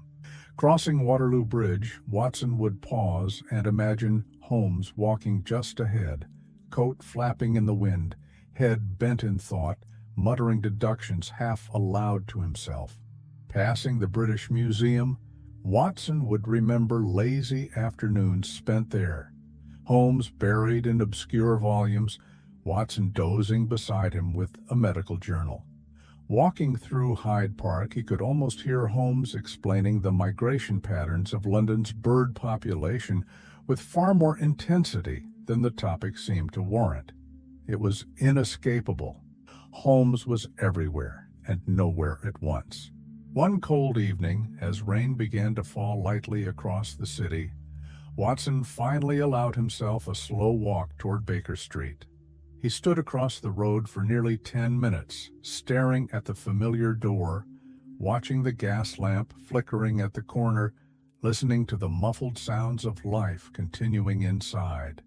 Mrs. Hudson had written to him twice, urging him to visit, to collect Holmes's remaining belongings, but Watson had delayed, unable to take that final step. That night he turned away once more, walking back into the darkened streets with shoulders hunched against the rain. But deep inside, he knew it was only a matter of time. Eventually, he would have to return. Eventually, he would have to sit at Holmes's desk, open the final files left behind, and face the full weight of what had been lost. For now, all he could do was grieve, in slow, quiet moments, piece by painful piece, as London moved steadily on without Sherlock Holmes. In the months that followed, Watson began to notice something unexpected.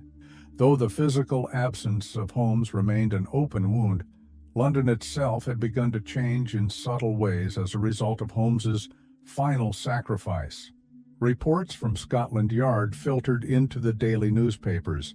Organized crime in the city had diminished sharply. The illegal gambling dens in Soho, once protected by Moriarty's network, were shuttered. The quiet extortion rackets operating along the docks had disappeared almost overnight. Known assassins and blackmailers went into hiding, their safe houses raided, their funds frozen.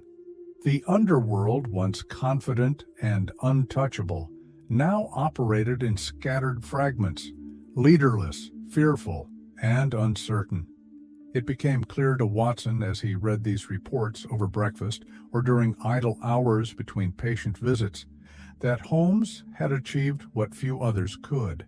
He had dismantled an empire, not with brute force, nor with public recognition, but with calculation, sacrifice, and absolute dedication to the pursuit of justice. And yet, even as the city grew safer, Watson found himself struggling to reconcile the public peace with his private emptiness.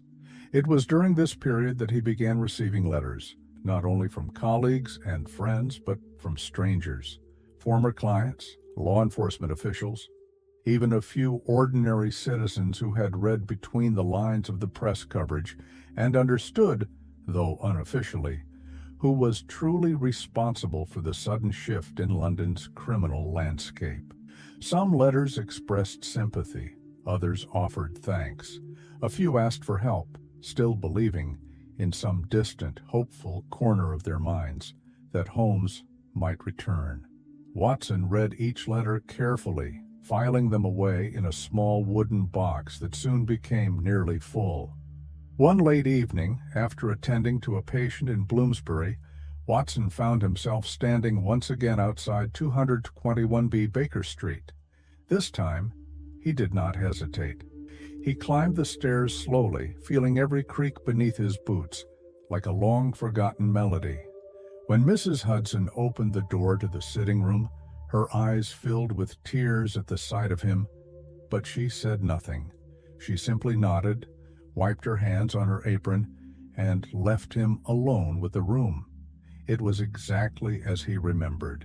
Holmes's violin still rested on its stand in the corner. The books on criminal psychology sat stacked near the fireplace, pages marked with folded corners and handwritten annotations. A half-burned candle remained on the windowsill, wax hardened in long trails down the side. The smell of tobacco lingered faintly in the air like an echo. Watson sat down in his old chair, placing Holmes's walking stick across his lap. For a long time, he did nothing, only stared at the worn fabric of Holmes's favorite armchair across from him, replaying years of conversations, debates, and moments of shared silence. It was in that quiet hour that Watson made a decision. Holmes's story had to be told, not in the dry clinical style of police reports, but in full, with all the wit, brilliance, and complexity that Holmes himself had brought to every case. Watson pulled a notebook from the desk drawer and opened to a clean page. At the top, in steady, deliberate script, he wrote, "The final problem," and beneath it, "Being the last case in the career of Mr. Sherlock Holmes." His hand trembled as he began, but with each line, the words flowed more easily. He described Holmes' quiet strength, his unwavering focus, the days and nights spent pursuing Moriarty's network, the escape across Europe, the flight through the Swiss countryside, and finally, the confrontation at the Reichenbach Falls. Watson did not embellish. He did not dramatize beyond what truth required, but he allowed emotion where it belonged. He let the grief show in the phrasing, allowed the admiration to fill the spaces between sentences. Holmes's legacy, Watson realized, was not just in the criminals he had caught or the cases he had solved. It was in the loyalty he inspired, the intellect he wielded without apology, and the sacrifice he had been willing to make without hesitation. By the time Watson laid his pen down, the first draft of Holmes's final story was complete. It would not bring Holmes back, but it would ensure that he was not forgotten, that the world would remember not just Sherlock Holmes, the detective, but Sherlock Holmes, the man. And as Watson closed the notebook, resting his hand on the cover, he felt, if only for a fleeting moment, that Holmes was there with him still, somewhere in the quiet corners of Baker Street. As the days turned into weeks and the initial flood of condolences and inquiries began to slow, Watson found himself spending more and more time in quiet reflection.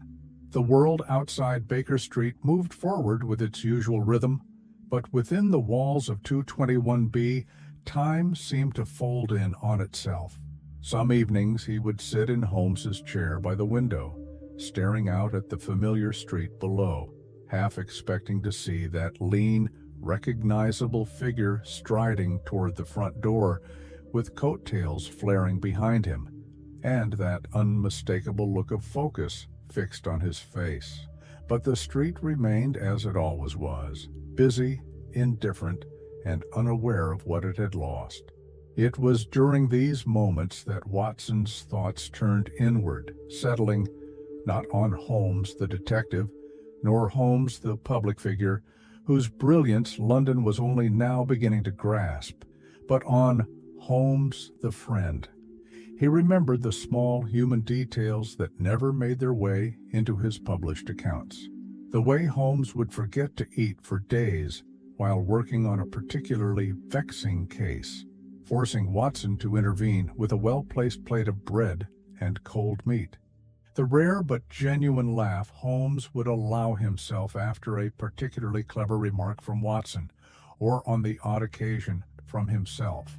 The late nights spent by the fire where neither spoke for long stretches, content in shared silence, broken only by the occasional page-turning or the distant crackle of coal burning low. Watson thought of Holmes's awkward kindnesses, the unspoken ways he had shielded Watson from danger without ever drawing attention to it, the subtle glances during interviews with dangerous suspects, the quiet notes of reassurance passed across a courtroom bench when Watson's testimony had been needed. Even their disagreements now felt precious in memory, the long-standing arguments over Holmes's risky methods, Watson's indignation at being kept in the dark during some of Holmes' more elaborate deceptions, the heated discussions about morality and justice, and where one ended and the other began. For all Holmes's eccentricities and emotional distance, Watson had never doubted for a single day that Holmes cared. It had always been there, in the way he trusted Watson with sensitive information when he trusted no one else, in the way he allowed Watson to accompany him into danger time and time again, in the way Holmes had chosen, even in his final moments, to write to him. A farewell addressed not to Scotland Yard, not to Mycroft, but to Watson alone. That thought, more than any other, stayed with him.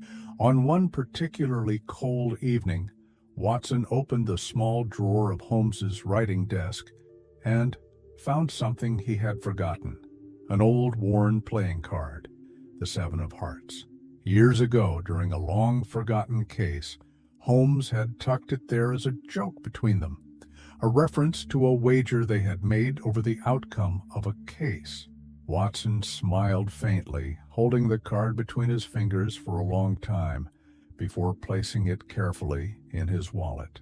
Late that night, Watson found himself standing at the mantelpiece, gazing at the empty corner where Holmes's violin had always rested.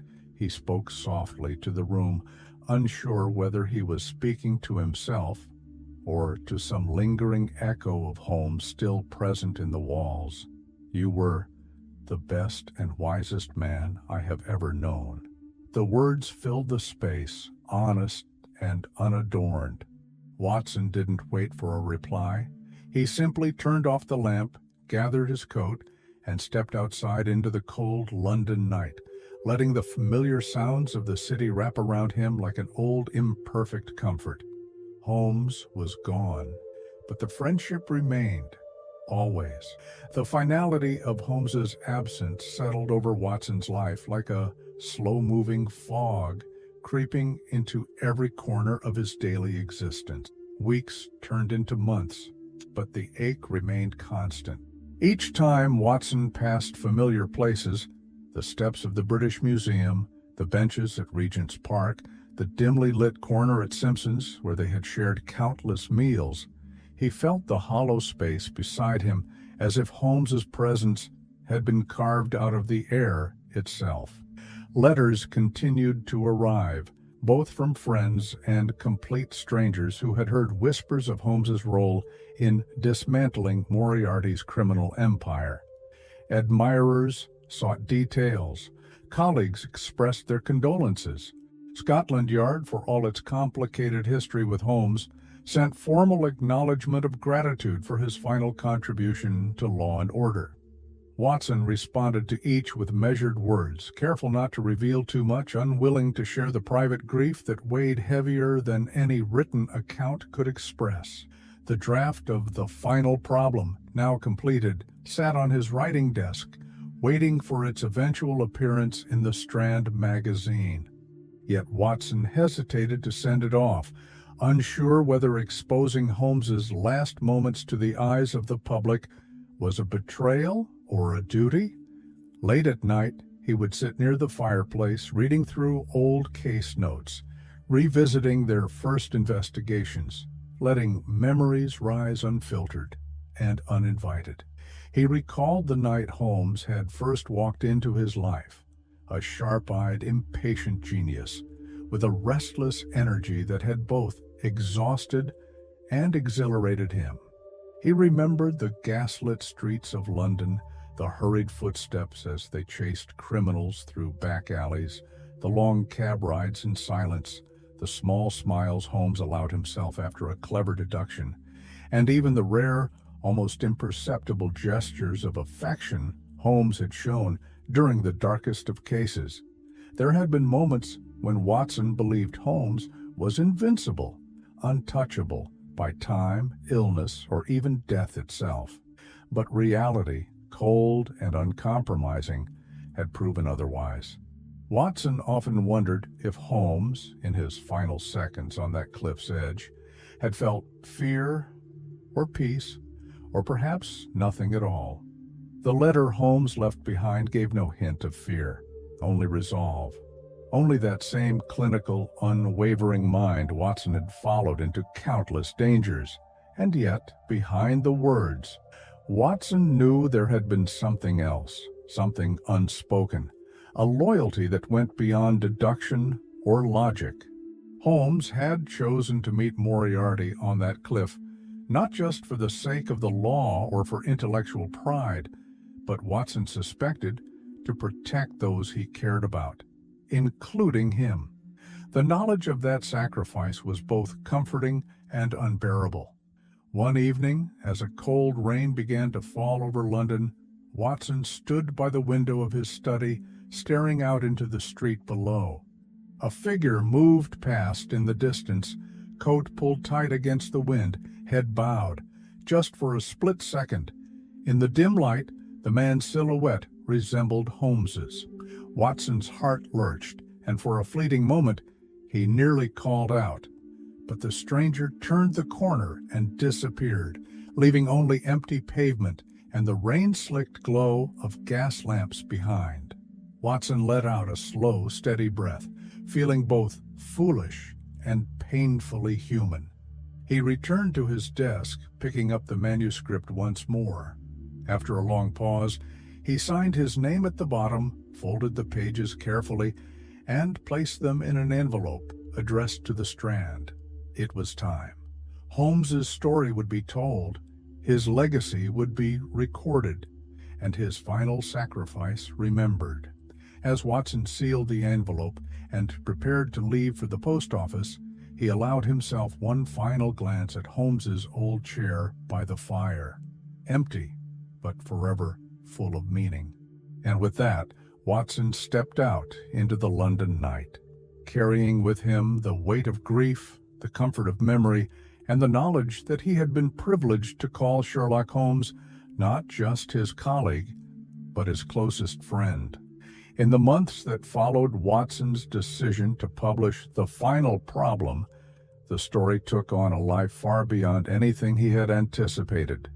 Once the issue of the Strand magazine carrying the account reached the hands of the public, the reaction was immediate and overwhelming. Across London, and indeed all of England, the news of Sherlock Holmes's death sent shockwaves through readers from every corner of society. Newspaper stands sold out within hours. Letters flooded the offices of the Strand by the hundreds, then thousands. Some readers wept openly at the thought of Holmes being gone. Others wrote indignant protests, refusing to believe that such a mind could be lost to the world so abruptly. There were candlelit vigils held on Baker Street by admirers Holmes had never met, people who had followed every written account of his adventures, feeling as though they, too, had known him. Florists received unusual orders, white roses left anonymously on the steps of Scotland Yard. Children, inspired by stories of Holmes's brilliance, gathered in schoolyards playing games of detective, chasing imaginary Moriartys through foggy playgrounds. And in the quiet corners of gentlemen's clubs and tea rooms, debate sprang up among the city's intellectuals. Was Holmes truly dead? Could such a man, capable of evading danger so many times before, really have fallen victim to even the most brilliant of criminals? Rumors surfaced almost immediately. Some swore they had seen Holmes alive, boarding a train at Charing Cross days after the reported incident. Others claimed he had been spotted walking along the Thames at dusk, his coat collar turned high, his hat pulled low. There were whispered theories suggesting Holmes had faked his death, one last riddle for London to unravel. Watson, however, remained silent on such speculation. In his heart, the image of Holmes at the edge of the Reichenbach Falls remained too vivid, too final, to allow hope to take root. Yet even he could not deny the strange comfort that came from knowing Holmes had left behind more than just absence. Holmes had left a legacy. His name became a symbol of intellect and justice, of loyalty and sacrifice. Policemen at Scotland Yard began referencing Holmes's methods in their own investigations, speaking of deductive reasoning, as though it had always been part of their training. Young students at university studied his cases, using them as exercises in logic and critical thinking. Writers and journalists cited Holmes in their columns, drawing parallels between his investigations and current events. His aphorisms, once spoken casually to Watson in darkened rooms or while leaning over crime scenes, now appeared quoted in newspapers, speeches, and even sermons. Within Watson's own medical practice, strangers arrived not for treatment, but simply to shake his hand, to express gratitude for sharing the story, for giving the world insight into the man they felt they had known from afar. Watson accepted these moments with quiet dignity, though each brought a fresh ache of loss. There were nights when he sat alone by the fireplace, gazing at Holmes's walking stick propped near the door, letting the city's distant sounds drift in through the window, horses' hooves on cobblestones, the call of newspaper boys, the faint chime of church bells. And somewhere, deep within him, Watson allowed himself to believe that perhaps, just perhaps, Holmes's story was not yet fully over. That somewhere beyond London's fog, beyond the reach of newspapers and speculation, Sherlock Holmes remained, watching, thinking, calculating, waiting for the right moment to reappear. But until that day, if it were to come, Watson rested in the knowledge that the world would remember Holmes, not only as the greatest detective it had ever known, but as a man of fierce intellect, unwavering morality, and rare but deeply felt friendship. A man who had given everything including his life, for the cause of justice. And for that, Holmes's name would endure far longer than the fog on Baker Street, far longer than the roar of the Reichenbach Falls, far longer than the grief that even now filled Watson's heart.